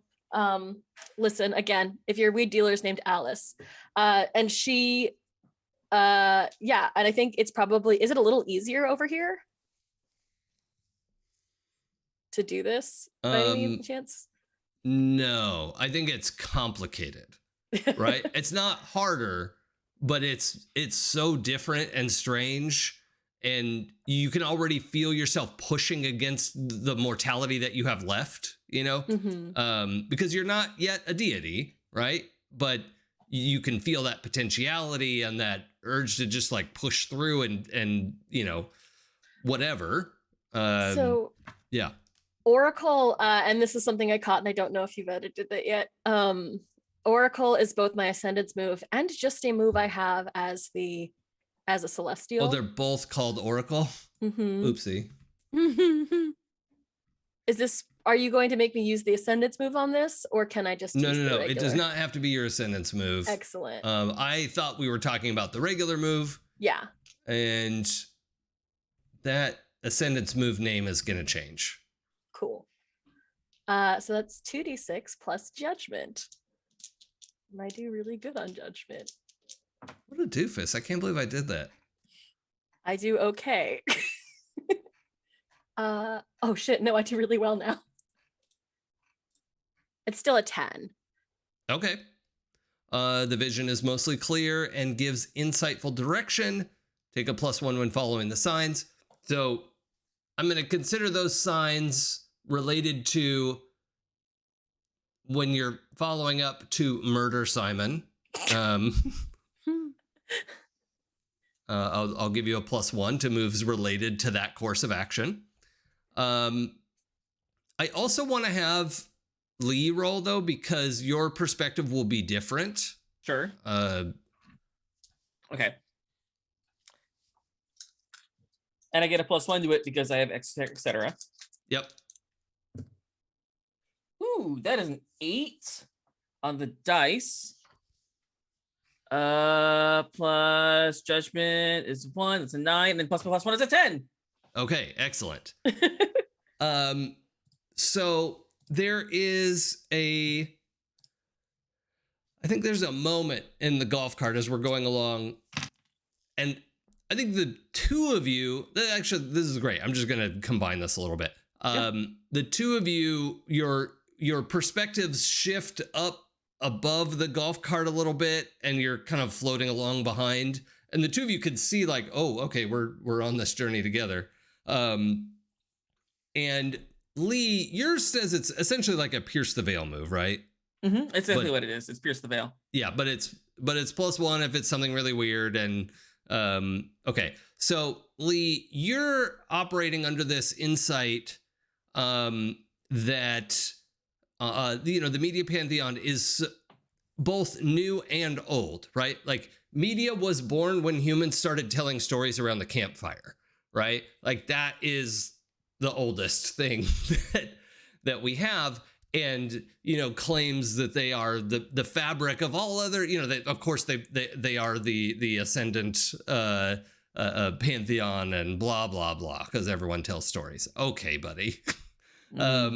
But that means that all the other pantheons have their own insights into what media is about in their own ways.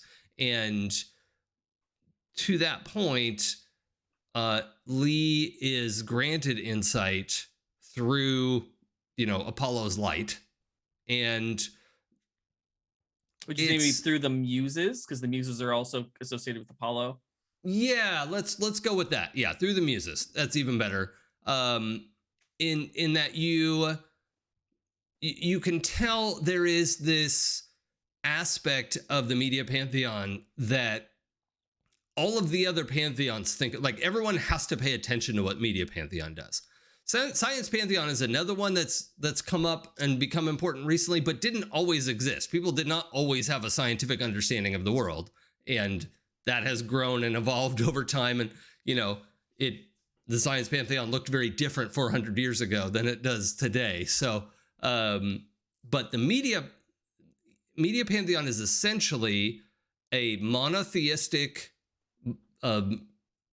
pantheon in which all of the other deities are sort of aspects of media. Mm-hmm. And in that structure, the media just wants everything, right? And wants attention. And so I think from Lee's point of view, if somebody were to die here, like that almost doesn't matter to media. Like, oh, you're dead. Okay, well, you're still here. And the complicated thing is that Simon is not a deity either. Like he's still a demigod too, right? Mm-hmm. Has some mortality, but he must have used some of his ascendance ability to be here, right? So yeah, you just have this sense of like coldness and selfishness of like, yeah, I mean, if you die here, that's fine. Like you can just stay. Because there's just no, along with the uncaring is the non-judging, which has good and bad. Mm-hmm. And I think like the muses and Apollo and, the Greek pantheon, they have a judgment process, right? They have a sense of what they think is right and wrong, which, whatever. And so I think to some degree, that's the perspective Lee is given by the muses, is like, this is somewhat anathema and we don't really know how to think about it. And so I think that's the way this is presented. Okay. Does that present a clear picture, or did I just ramble on about nothing? No, it makes sense. Like, okay. It's very ambivalent. Yeah. And Death is just ambivalent. Probably, like the muse's sense of what would happen if somebody died here is they would just keep going. And like maybe they're stuck here now, Mm-hmm. but it's pretty hard to get rid of someone. Characters always come back. They no one ever really gets killed off of a series. People will reboot stories all the time, and there's just no sense of permanence. Mm-hmm. So okay. For Stella, you look ahead, and there is a lot of, sort of like swimming upstream in a river that's like half jello. It's just so much effort to push forward here in this place, because there were so many possibilities and there's so much potential. But if with a 10 plus, Stella, if you all go through with this, there is a very real possibility that, that Simon's mortality can be killed, right? And that he would then shed whatever's left of that, and then probably wouldn't be a demigod anymore either, but he would just be, in the afterlife of media. Which is probably, I think the chilling thing is you get up to this point and you also see the version of what would happen if your friends died. You know, and that's kind of what is so jarring and hard to push through and stay focused on the thing that you want to stay focused on. But, you know, the same thing is possible for them, right? If their mortality is killed, then they'll be stuck here as people who've passed into the afterlife and won't ever be able to become deities. So we like that for Simon. It's, you know, It feels a little also like there is a true, like, if I can throw this out there, the real true death in media is when you're forgotten. yeah. So, Yeah, I think there's an aspect too where Simon would have so disappointed movies that, you know, movies would just throw him away. that's so sad. Cool. I mean, he's also a grade A narcissist. Yeah. Well, I don't want to use that term, but like he's an asshole. He is an asshole. He is an asshole, as we say in the professional community. Cool. The conclusion I've come to is that we have to, like, I would rather us not face him here. It is more dangerous. I think that's the main takeaway for Stella, Yeah. is that it's really dangerous to do it here. Yeah, but if we could pull him back into the real world from here, That would be easy. I Maybe sort of we assumed use face this- him there. Well, Maybe we use let's this pick to up this issue the conversation challenge. in the cart as Stella and Lee return to their bodies and give some recounting, and then, you know, we'll have Trey and Rosalinda involved in the conversation as well. just for like a brief moment, Stella and Lee just like in the car. Yeah, or zone out or whatever it just- is, you know, however you But also, focus. not the first time it's happened in this campaign. So Yeah. We're used to it by now. Yeah. Every once in a while we weekend at Bernie's ourselves. Yeah, I mean, the whole episode, the first episode with Maggie, the ghost, was yeah, very that. Tell Trey, Trey, take a look after Stella. I'll keep an eye on Lee. Uh My headcanon was that we were just like, ooh, look at who, like, oh, look, I didn't realize they would be here today. I I don't thought see they were Elvis. different Did you shifts. see Like, Elvis? just not paying attention as like we just get Oh, zooted. yeah. yeah, I mean, it's like literally like at least once a day now. So That is true. I think, and I assume like Stella and Lee know that they just left together and came back together. oh, I imagine, yeah. sorry, I left one thing out. Stella, part of your vision also was that Simon isn't alone right now. Like if you go to him right now, he's not alone. He's with someone. It was hard to tell who or what because that was complicated, but it's worth noting. I love in character scrying because you just force the GM to do a scene with themselves. Cool. Yeah, I think the conclusion I have is like Stella will turn to the rest of them where he's not alone, but more importantly, we can't face him here. That's not a good idea. no, but we could push him back into the real world, or into the mortal plane. As Sensei is always telling me to stop calling it the real world. But I like to make real world road rules jokes. They're very good. Gonna say many things can be real. This is just one of them. Thank you, transcript, for saying daddy things can be real. Daddy things things can also be real. especially. All right. But yeah, we can push him back into the mortal plane if we, I mean, I'm gonna take a herald move here. This thread was Lee's spell, right? Mm-hmm. And came with some collateral damage. Yeah. Okay, I'm gonna finish that now. Heart. So Lee, you you feel this like you're being pulled forward, and are you sitting behind Rosalinda or Trey? Probably Trey. Because I'm sitting next to Rosalinda. Oh, that's right. That's right. So you're behind Trey or Stella is the I'm question. behind Trey. Okay. So you lurch forward and sort of like headbutt her in the back of the head. It's not like a harm situation, but just like thunk and Trey, you're like, what? What? Like, the fuck? Yeah. And then Lee, for all of you in the cart, Lee is just slumped forward in the golf cart. Oops. Okay, like head on the little like hard back of the seat that Trey's in. Lee, your consciousness is yanked forward out of your face and scoots along the thread, and the three of you watch the thread sort of ravel ahead of you, and it like leaves. Now, Stella, you have a pretty good idea where it's going. You have an idea of like a studio and a like where to go because you just looked ahead. But the three of you, Lee like slumps forward, and then the thread is like somebody just let go the rubber band, and it's like gone. Okay. And Lee, as you get yanked through the streets of the studio, you pass through a wall at some point, and you wind up in a studio.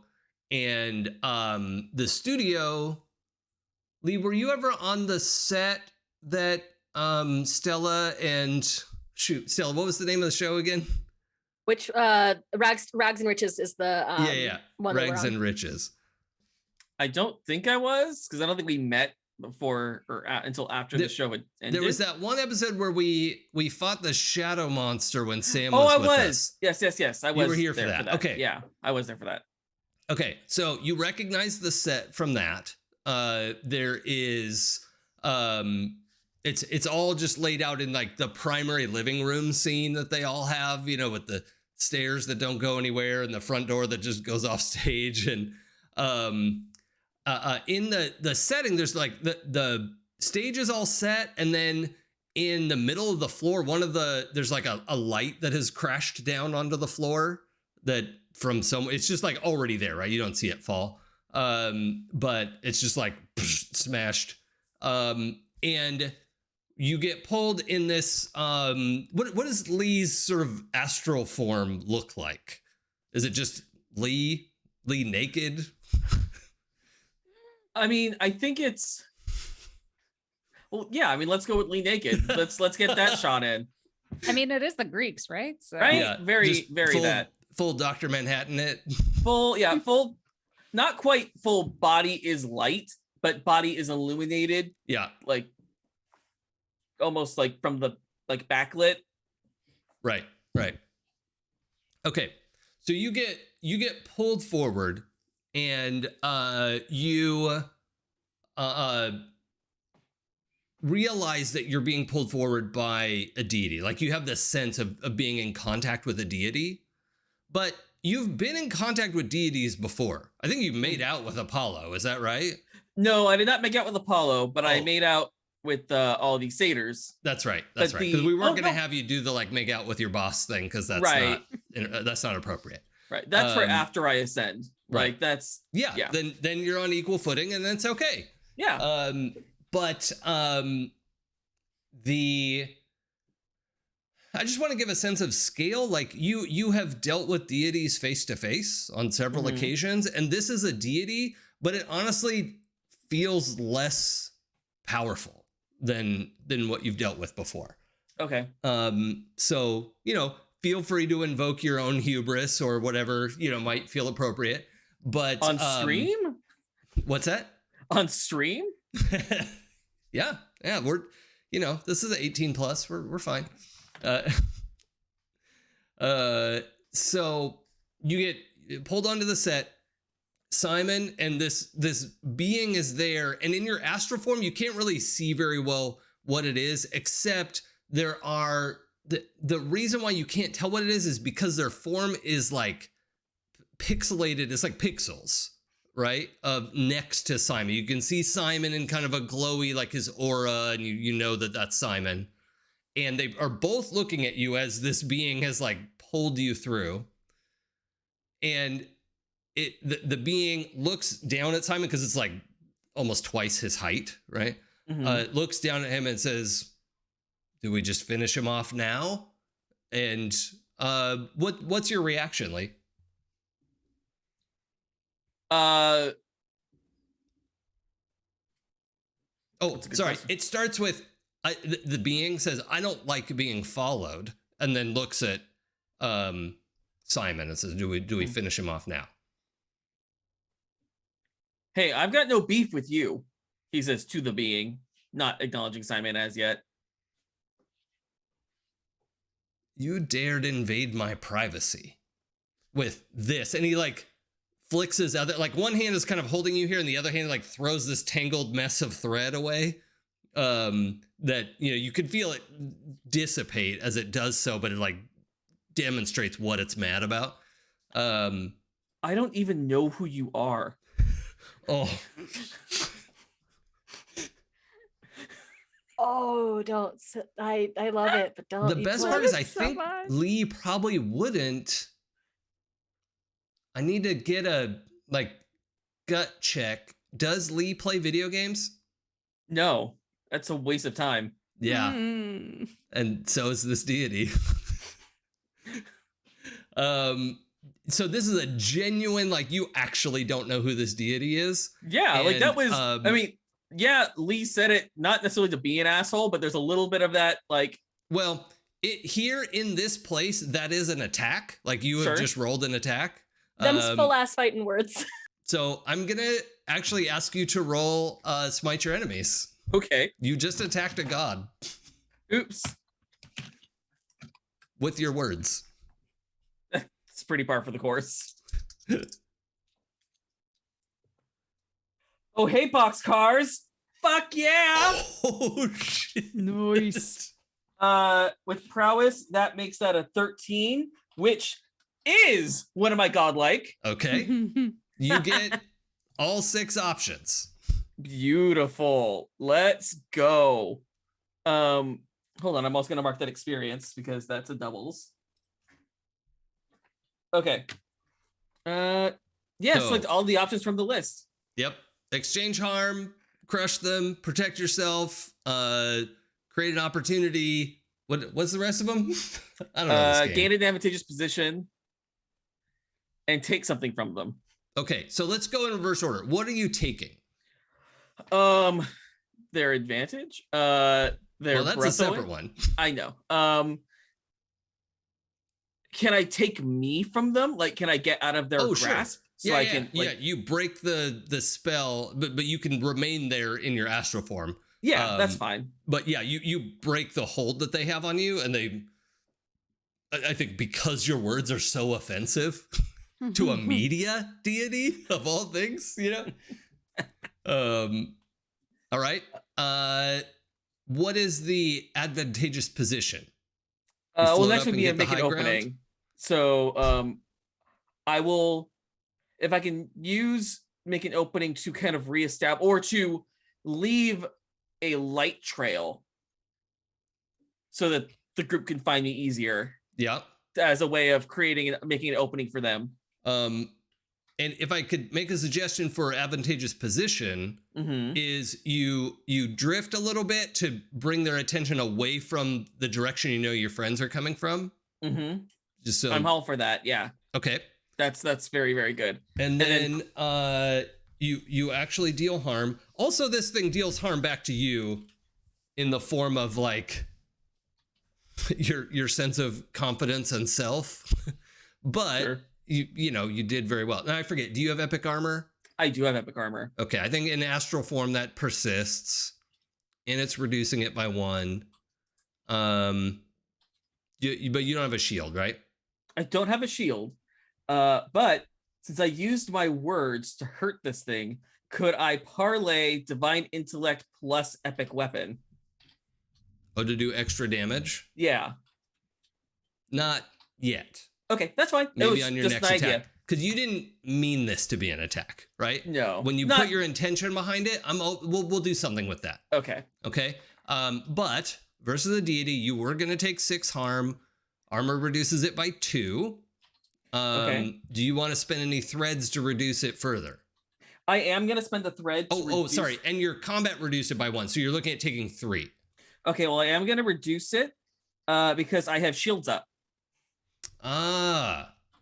Excellent. When you spend a thread to reduce harm, you may reflect it back at the source of that harm. Okay, so you spend 1, reduce it by 1, and reflect it back. It's And the character sheets say it's 2 harm for 1 thread. It's actually supposed to be 1 to 1. okay, and I can only spend. Can I only spend 1? You can spend as many as you want. You know what?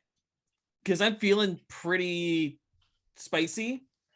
I'm gonna spend 3. Okay, so you'll reduce it all the way to 0 and reflect 3. Mm-hmm. Back And- at whatever this deity is. And you were already doing 5. Or no, do you have epic weapon? Yeah, you have epic weapon.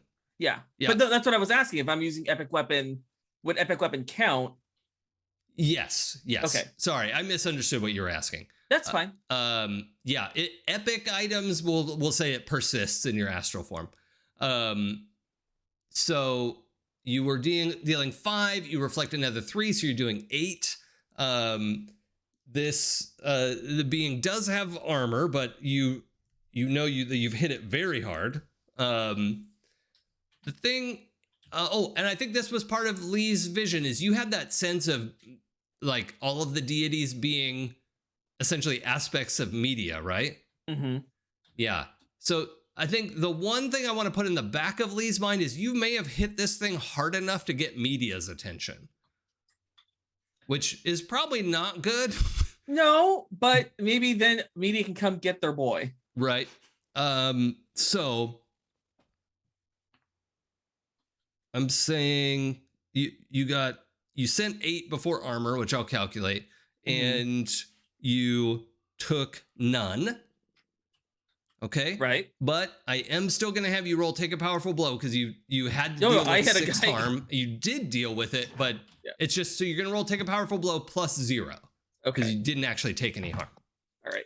Give me your dice that haven't been rolling well. Come on. That is 2 2s, so that's 4. Oh, that's Total. good. Plus And I get 0, one I of my guess, is still a threads 4, back. huh? Yeah, I suppose. Okay. All right. Great. So nothing worse happens. That was a great round. Let's end the game there. Good job, everybody. I'm sorry. Did you punch a god? With Like a my words. Full ass god. Words are an epic weapon now. Yeah. Congratulations. Yeah, well, I mean, the manifestation of your golden spear or whatever it is. Right. The Spear of Leonidas. Yeah. This is don't fine. don't come for the ex-son of a god of war. Uh-huh. And the, adopted scion of insight, basically. Right. I don't know her. I'm a fucking problem. Okay. So golf cart. What are we doing? Keep in mind, Lee we just don't passed know out. what just happened to Lee. So I know where he will be. where he will I have guess- always been. Is There is he a yellow already brick road there? for you to follow. He's already there, and also I think Lee just projected more like sunlight trail Mm-hmm. or something. So I Mhm. think Stella's like, I can track him. And just points. Okay, and I'm gonna floor it. Yes, please floor it in our golf cart. That goes I as think I fast as actually golf already carts go. was because like as the thread started to spool up, I was like, You were like, oh shit. oh hell no. Yeah. And Okay. so we are going at the speed of divine golf cart. Which, All right. Fast and the Furious golf cart style. I think Yes. just for fun then, Trey, I'm gonna have you roll perform under pressure. Okay. I mean, there's no version of this where you don't get where you're going, but you're in a dangerous situation now. So No, it's cool. This is exactly when I wanted to roll my boxcars. Oh, good, no. that's good. We got that out of the way then. But you get a thread. Please tell me did. you drift that fucking golf cart. You tell me, you're the boss of the situation. I am going to say that like this is a full-on Fast and the Furious golf cart now. Like even golf carts here aren't supposed to do this. Yeah. Yeah, this But, one's like- juiced up by having editrix behind the wheel and yeah. And so like it's suddenly got a stick shift. Why? Who knows? Oh, I love it. I love it. Like nitro button Yep. goes. We're drifting, like wheelies, the whole nine, like I just to love get there this. as fast and as big as possible. I love it. Nitro golf cart. I'm so happy. I'm so happy that happened. You know, I'm even gonna include what's this? There's like a special name for the stage door that rolls up, right? Where The like elephant door. The elephant Elephant doors. doors go Sideways. open from side to side. Oh, they go side. Oh, that's right. That they roll kind of, right? They're on rollers. Okay. So as you're like drifting around the corner and you see where the little trail of, you know, golden light goes, somebody somebody from outside the studio was like rolling that open for some reason. We don't know why. But you know, this like wedge of light is going into the studio as the door is rolling open, and you like drift and just clip the edge of it a little bit, and then, you know, bring the golf cart into the studio. It's just enough to like spin us directly in Yeah. where we need to go. Yep. And Like the best parallel the parking guy job who was ever. like opening the door dives out of the way. Stella, you recognize it as one of the executive producers from your show. Is he dead or just here? He's probably dead and Okay. is in like work coveralls and is essentially like janitor-ish. And Good they for said him. media has no justice. Good for him. Excellent. Truly excellent. And yeah, you find yourselves in this studio. I don't think we probably knock over a couple of light stands or something, but it's otherwise as described. However, for all of you, you are seeing it in regular light instead of the, you know, disembodied thing that Lee was seeing. And Lee, you're welcome to snap back to your body at any point now because you like freed yourself and now your body has arrived. So Oh, good. convenient. And I think all of you see this sort of glowing apparition of Lee facing off against a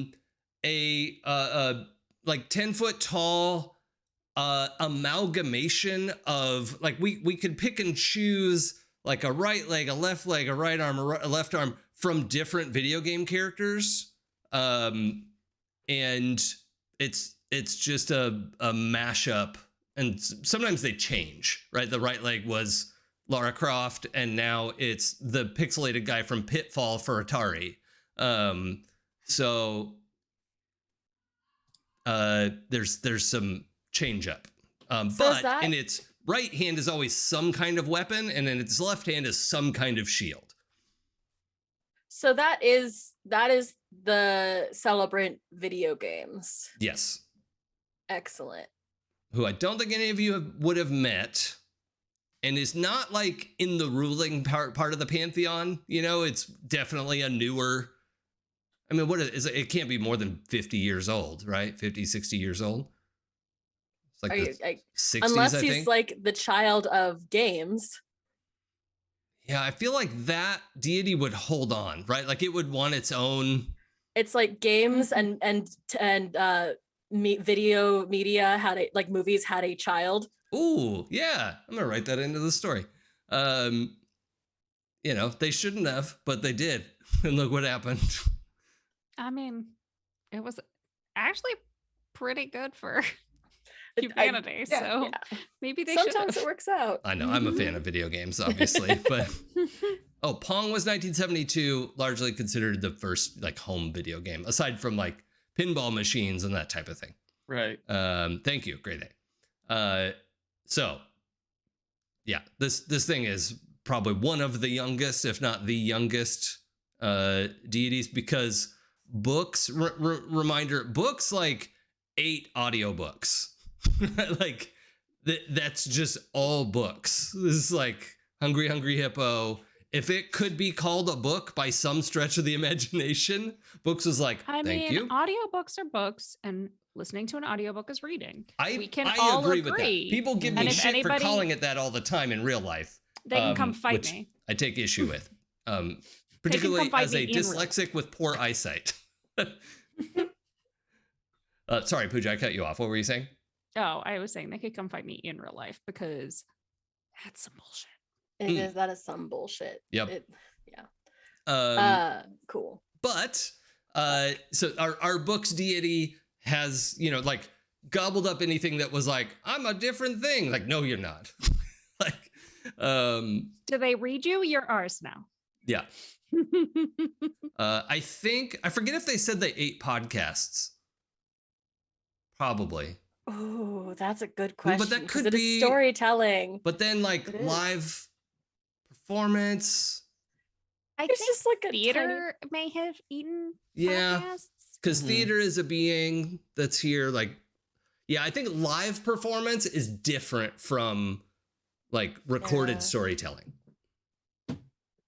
It Okay. may still be under contention. Like Yeah, might be maybe giving- podcast is just its own minor deity that should have come from radio, except radio got consumed. Right. They're in a right. I mean, custody that is, battle. like, It's ugly. giving them indigestion. I do like that like, so podcasts are a child of radio and are now an orphan. Yes, the orphan. Well, radio exists. He's I just thought they got well, eaten. there was a bad You joke, but literally I think just it did. I made a joke a while back that radio was killed by video. Star. Great song. If Norse gods can murder each other, I assume that like that celebrants do as well. Yeah. It's all Do- one god. Can, have, and will again.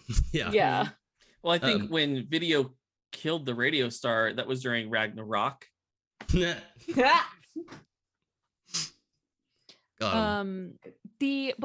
So radio.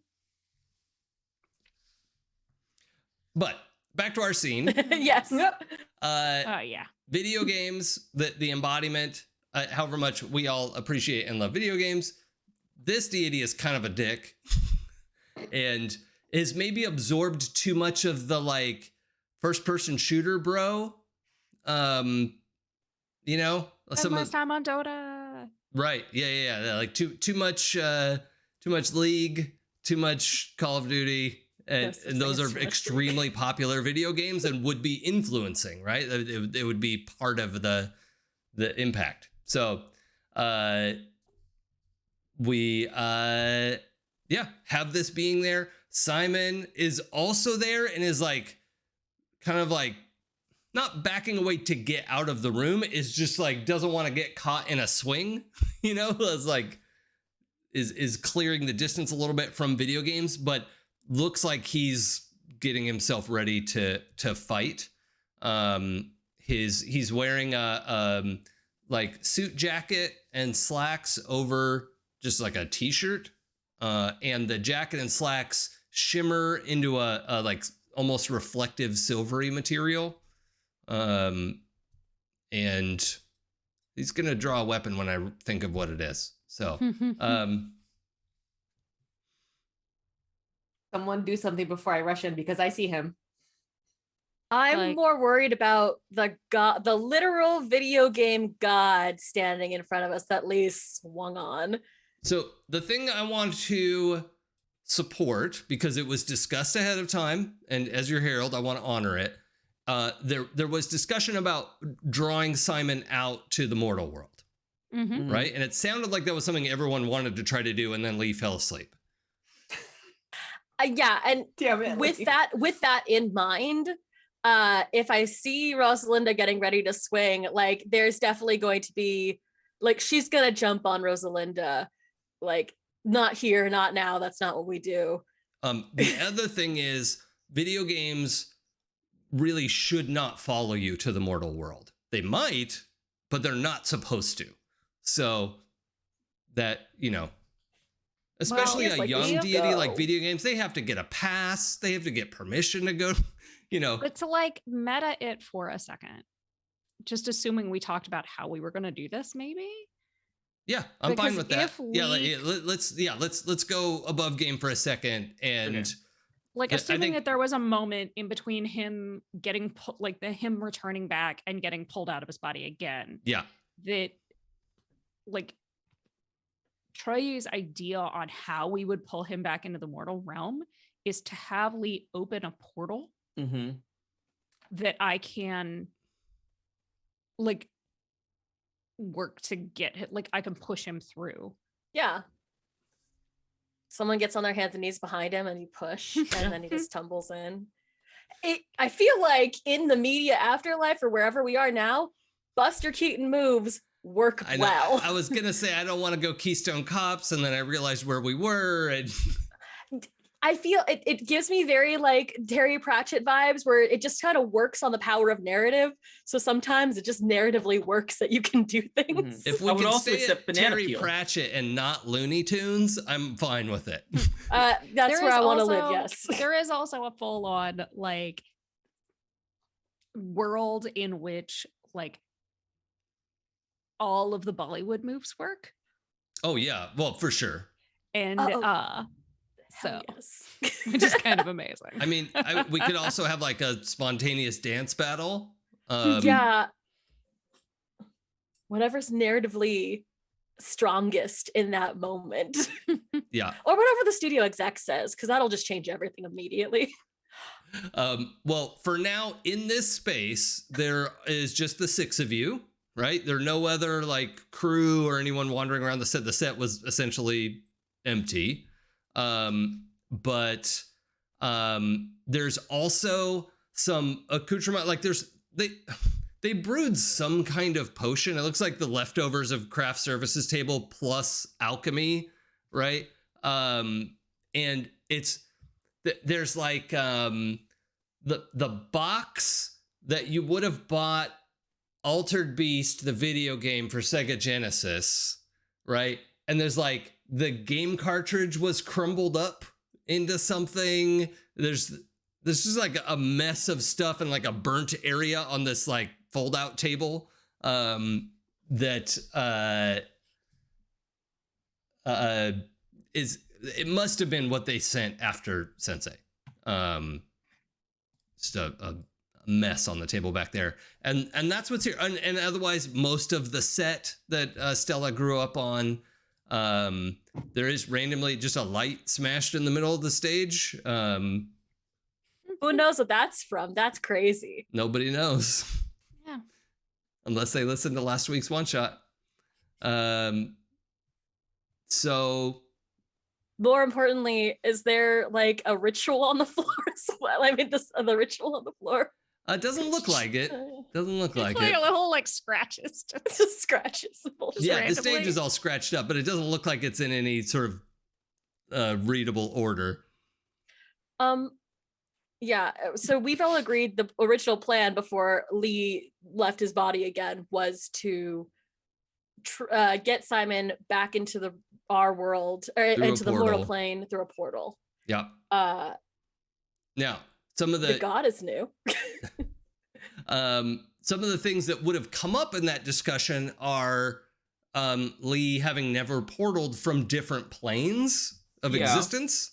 And is that complicated? We don't know. Never tried it. It's probably fine. I mean, I made a god bleed, so how hard can it be? Yeah, I imagine Lee might be feeling himself right now. Like, It's probably okay. Yeah. Lee's definitely feeling his oats. yeah, no, that's not. It's a never mind. So there was some like the plan, like the skeleton of the plan made sense, right? Like we're gonna open a portal. Lee, I don't think you had time to remind everyone that like never portal between planes. Portals take a minute to open. You know, that they're separate from spell casting and there's really no way to speed it up. It works a little bit different when it's not just you traveling, you know, that kind of stuff. So that part I think was left out, but it doesn't mean we can't do it. For the 3 of you arriving, there's a little lag while Lee like snaps back into his body and is recovering that moment. What are the 3 of you doing when you first arrive? Now that we finished our flashback. Apparently holding on to Rosalinda. Right? Oh, yeah. Okay. Yeah, I'm Reminding all crouched Rosalinda of the over. plan. Like, but he's here. He's actually, well, okay, hold on. he's getting away. Is more No. important. He's Oh, no, not running away. He was just Oh, okay, stepping cool. away from video games to have a little like clearance in combat. But he was like getting ready to fight. Clara's first instinct is always going to be to talk down the monster thing. So unless you want me to do that, someone else should do something.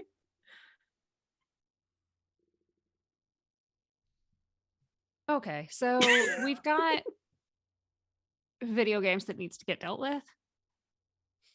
I mean, just point Rosalinda at video games. Dude's already bleeding. Yeah, Like, he nothing does like a look little wounded. like Oh, yeah. I guess, Rosalind, if you want to punch something, there's your guy. Top half of a monster from Doom. Like, And one arm. yeah, that looks particularly punchable.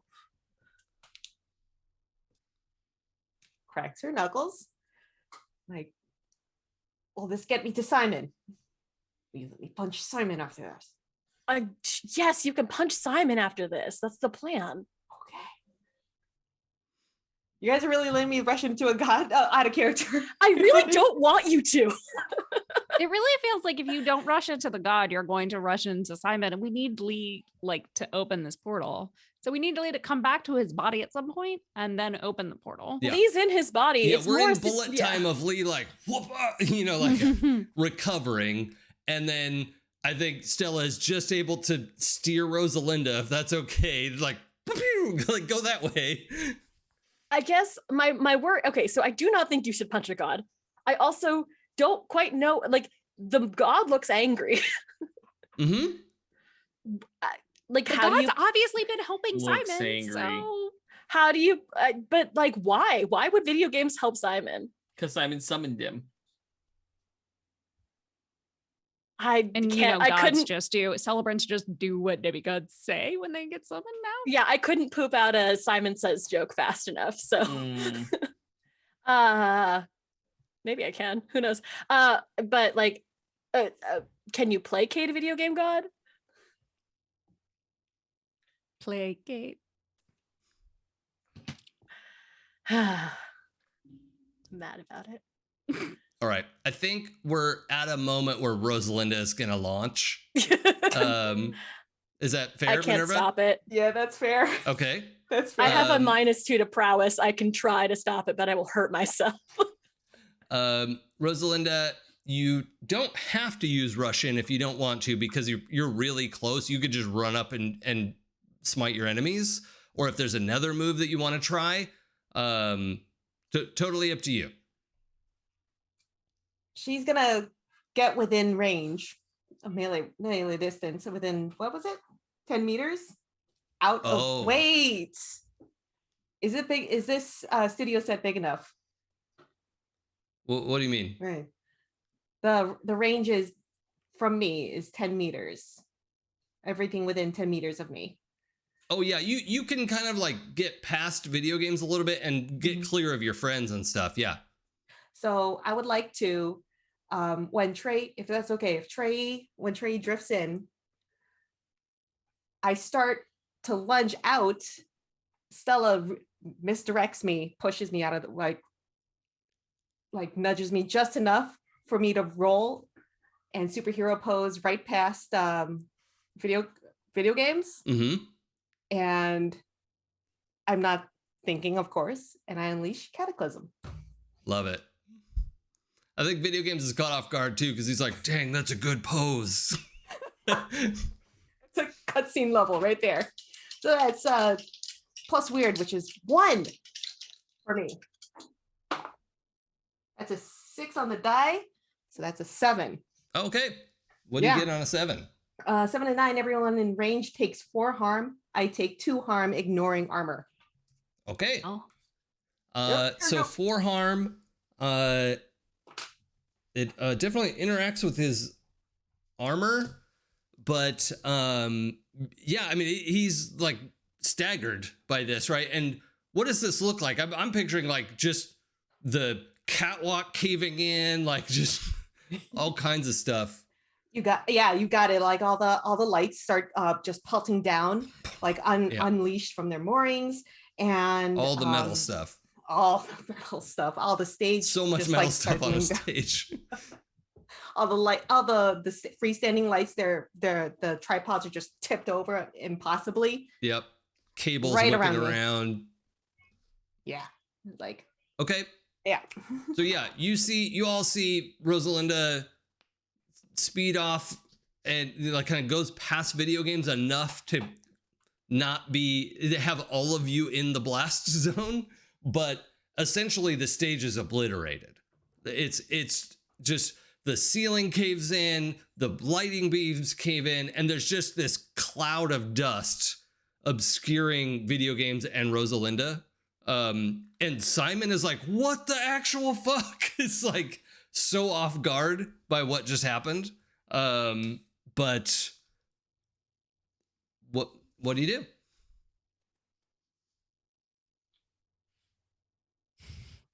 You literally destroyed my childhood and it was awesome. If I am back in my body, Yep. I will start casting the portal that we talked about. All right. So you hop out of the golf cart and start doing Yeah, your I will thing? hop out of the golf cart. Actually, I will stay in the golf cart Okay. and try to make it look like I'm still passed out, but casting the portal like hands behind, like because I'm in the back seat. I So think the one of the things is portal is a really obvious spell. It's like noisy and No, it's fine that the spell is happening. I don't want Simon to know I'm casting the spell, so that maybe I he think won't. I think it has to be obvious Okay. that it's you. Okay, that's fine. Then I'll get out of the golf cart. That's fine. Okay. Sorry. I hate saying no to stuff, but kind of No, the it's all good. I have an idea, and it's a not as dumb idea as I usually have, which is as Lee is making that portal, it looks like the portal's like spinning up, right? Mm-hmm. Yeah. Yep. I'm gonna look at Simon and just shout, "Come on," and point at the portal. Okay. Well, let's get Lee's roll in. Okay. 6 minus 6 minus 6 Wow. Well, it's a That 5 was on your the out- dice. That minus. was No, your you'd have to roll like out loud snake voice. eyes to fail, right? Yeah, because it's weird. So All that's right. 5 on the dice plus 3. That's an 8. I'm not an adversarial GM. It's fine. So it's connected, but I can't see the other side, which I'm sure it's fine. So you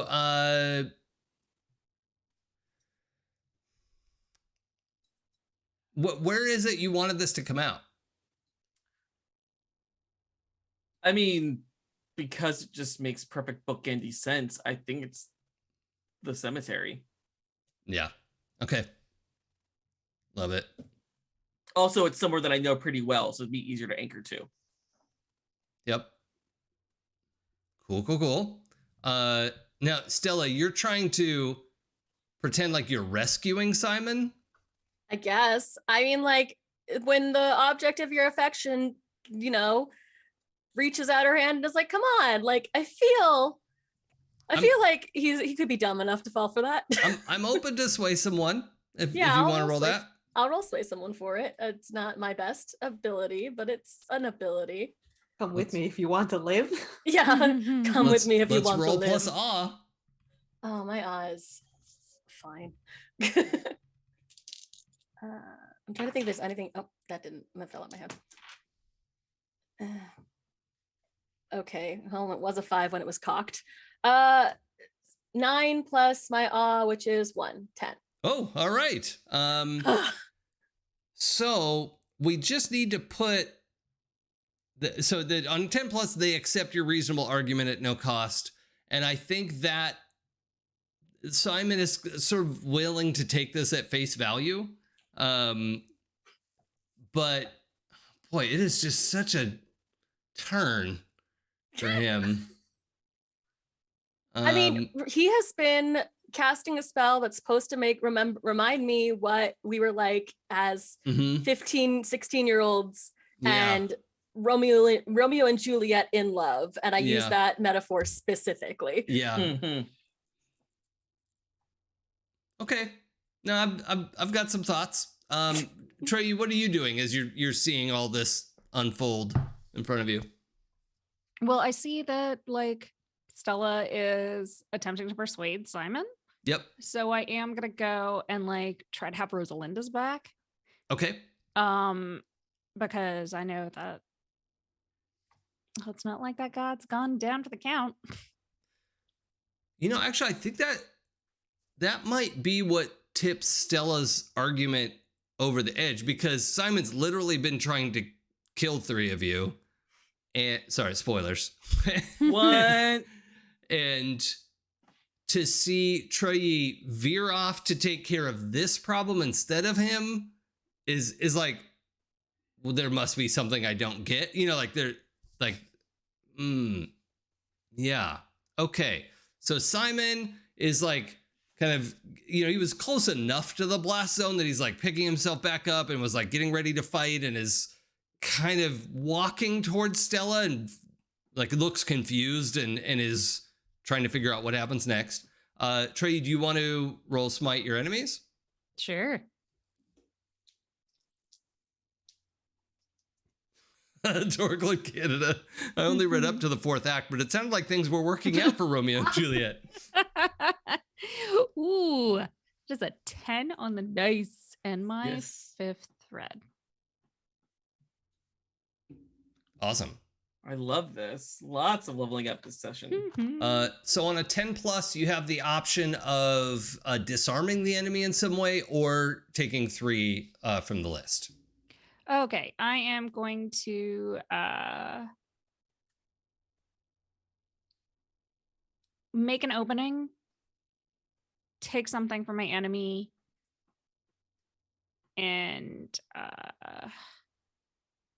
gain an advantageous position. Because I'm not Okay. actually like, we can't kill this god. I don't think it's a good idea to try. But what I want to do is make them feel like they're in like this bad enough situation that they abandon Simon. Yeah. Yeah, I think, you step in there. One, you're the editrix, and, the successor, or, at least the daughter or whatever you want to call it, of one of the top deities in the pantheon, right? Like that, you are recognizable. And you're getting in here doing combat, and visibly not going for the throat, I think. I think you're in a situation where you could have, it's obvious that you could have gone to do damage if you wanted to. And instead you're sort of parrying and deflecting and no, don't, It's kind of a leave it. aired at the tome. It is. It's like every time they go for something, they've got all these weapons, they've got all these videogram weapons on them. And every time they reach for one, I'm like, nope. Yeah. Down. We're not doing this today. Yeah. And, Rosalinda's deflecting stuff, the shield's knocking things away. There's 2 of you that just look extremely accomplished. And yeah, I think, the other thing that's in the setting of Demigods is that lowercase d demigods have never been able to cooperate before in history, right? And so even just 2 demigods teaming up, a lot of deities are like, I don't know, man. This is messed up. Yeah, this is an interesting position to be in. Trey, I'm gonna ask you to roll a custom move, which I'll sort of explain as we go. But if you could roll plus awe, please, with Fate's favor. Oh, sweet. Oh, okay. Before we do this, I'm taking epic armor. Oh, okay, great. Also, I'm gonna call this your next move against that enemy. And so we'll use up your advantageous position. So you'll roll with Fate's favor and an additional +1 to your awe. Okay. So +3. Sweet. So that's a 12. Holy moly. Okay. Yeah, this deity is backing away from you and like is fighting, but it's clear like he's trying to figure out how to get out of there, you know. But we'll cover that in a second. Lee and Stella trying to get Simon to the portal.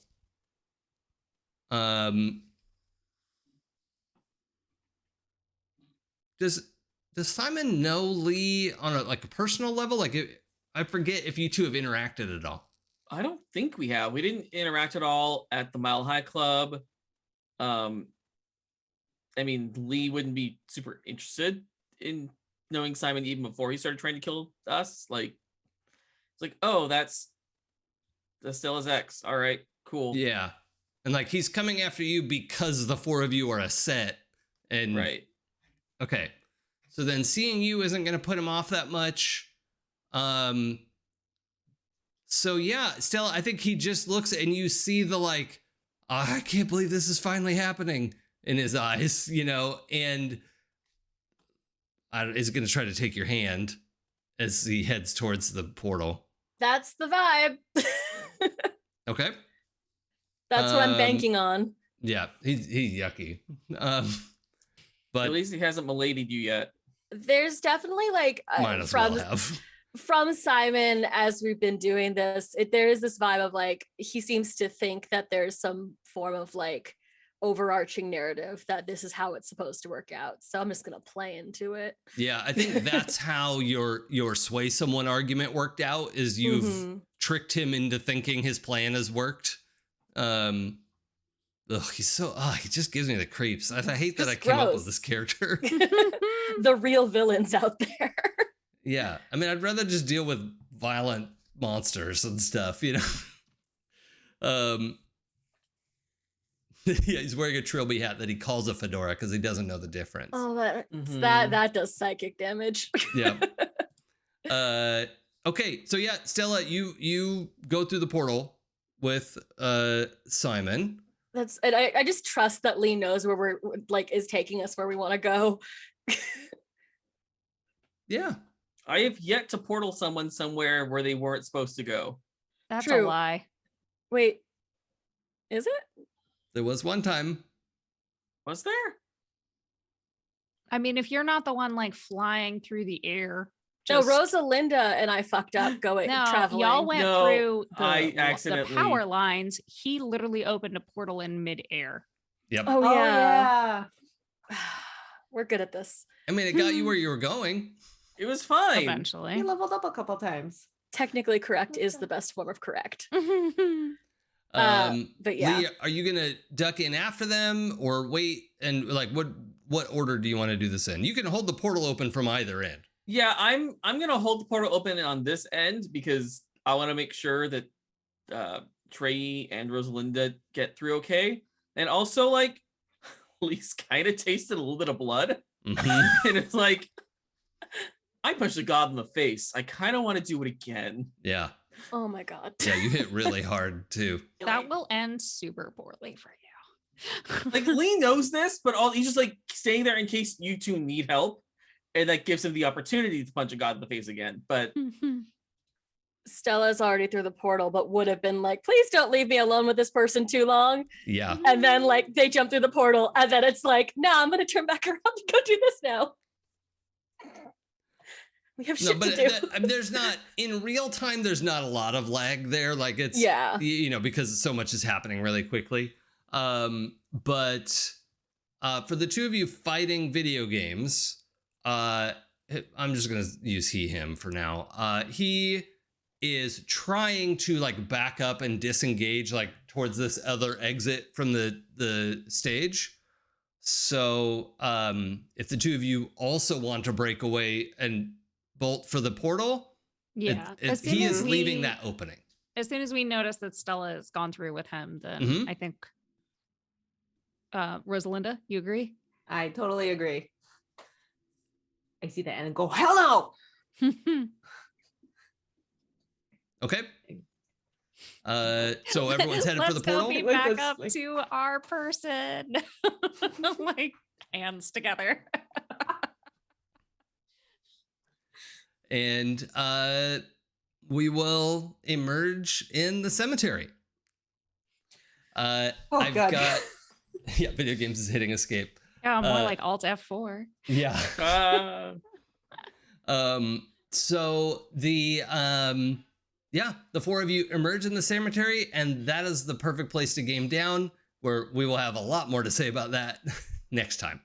For those who've been following along, this is episode 13 of Demigod Media Storm, and it sounds like next episode is going to be the finale. So it's hard to imagine how we have more than 3 hours of the story left. So we will be back next week, I think, right? Everyone's good? 1 week?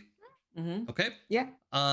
Then we will have the close of our story, and we will probably have some epilogues and have some ideas of where these characters wind up, and where the stories go. And I just have to say, I know we'll be back next week, and I'll say this all again, but I just really appreciate everyone who's gone along this journey with us, and it's been a lot of fun. I'll let all the players say goodbye for today as well. Let's just go out of order. Let's go Minerva first. Oh my gosh. Okay. Hi, You don't everyone. know what I'm gonna do. I'm Minerva, and I just played Rosalinda Cruz. You can find me on the social medias at blue_troller on Instagram, Twitter, and Twitch every Tuesdays and Thursdays. I stream at 9 p.m. Central Standard Time to do the art stuff, the fun art stuff. And also, because I keep forgetting to say, I am the artist for Demigods PBTA. And it is epic and very fun. Not the artist, but I do a lot Well, of the cover artist. You have the Yeah, front and that back too. cover, and they're fantastic. Yeah. So see y'all on Tuesday if you guys want to join me on my stream. Awesome. Let's go, Clara. Is it because I moved? It's because I moved. Hi, I'm Clara. I've been playing Stella Hart. You can find me all over the internet as clearly_golden, unless you're into mermaids, in which case you can find me on Instagram as mermaid_clarity. As the year gets warmer, hopefully I will be able to go and do more mermaid shit. But in the meantime, I don't know, sometimes fun things happen. I am also here, not here. I'm here every Sunday. On Monday, I'm over on Happy Jack's RPG podcast on Twitch playing The Drop.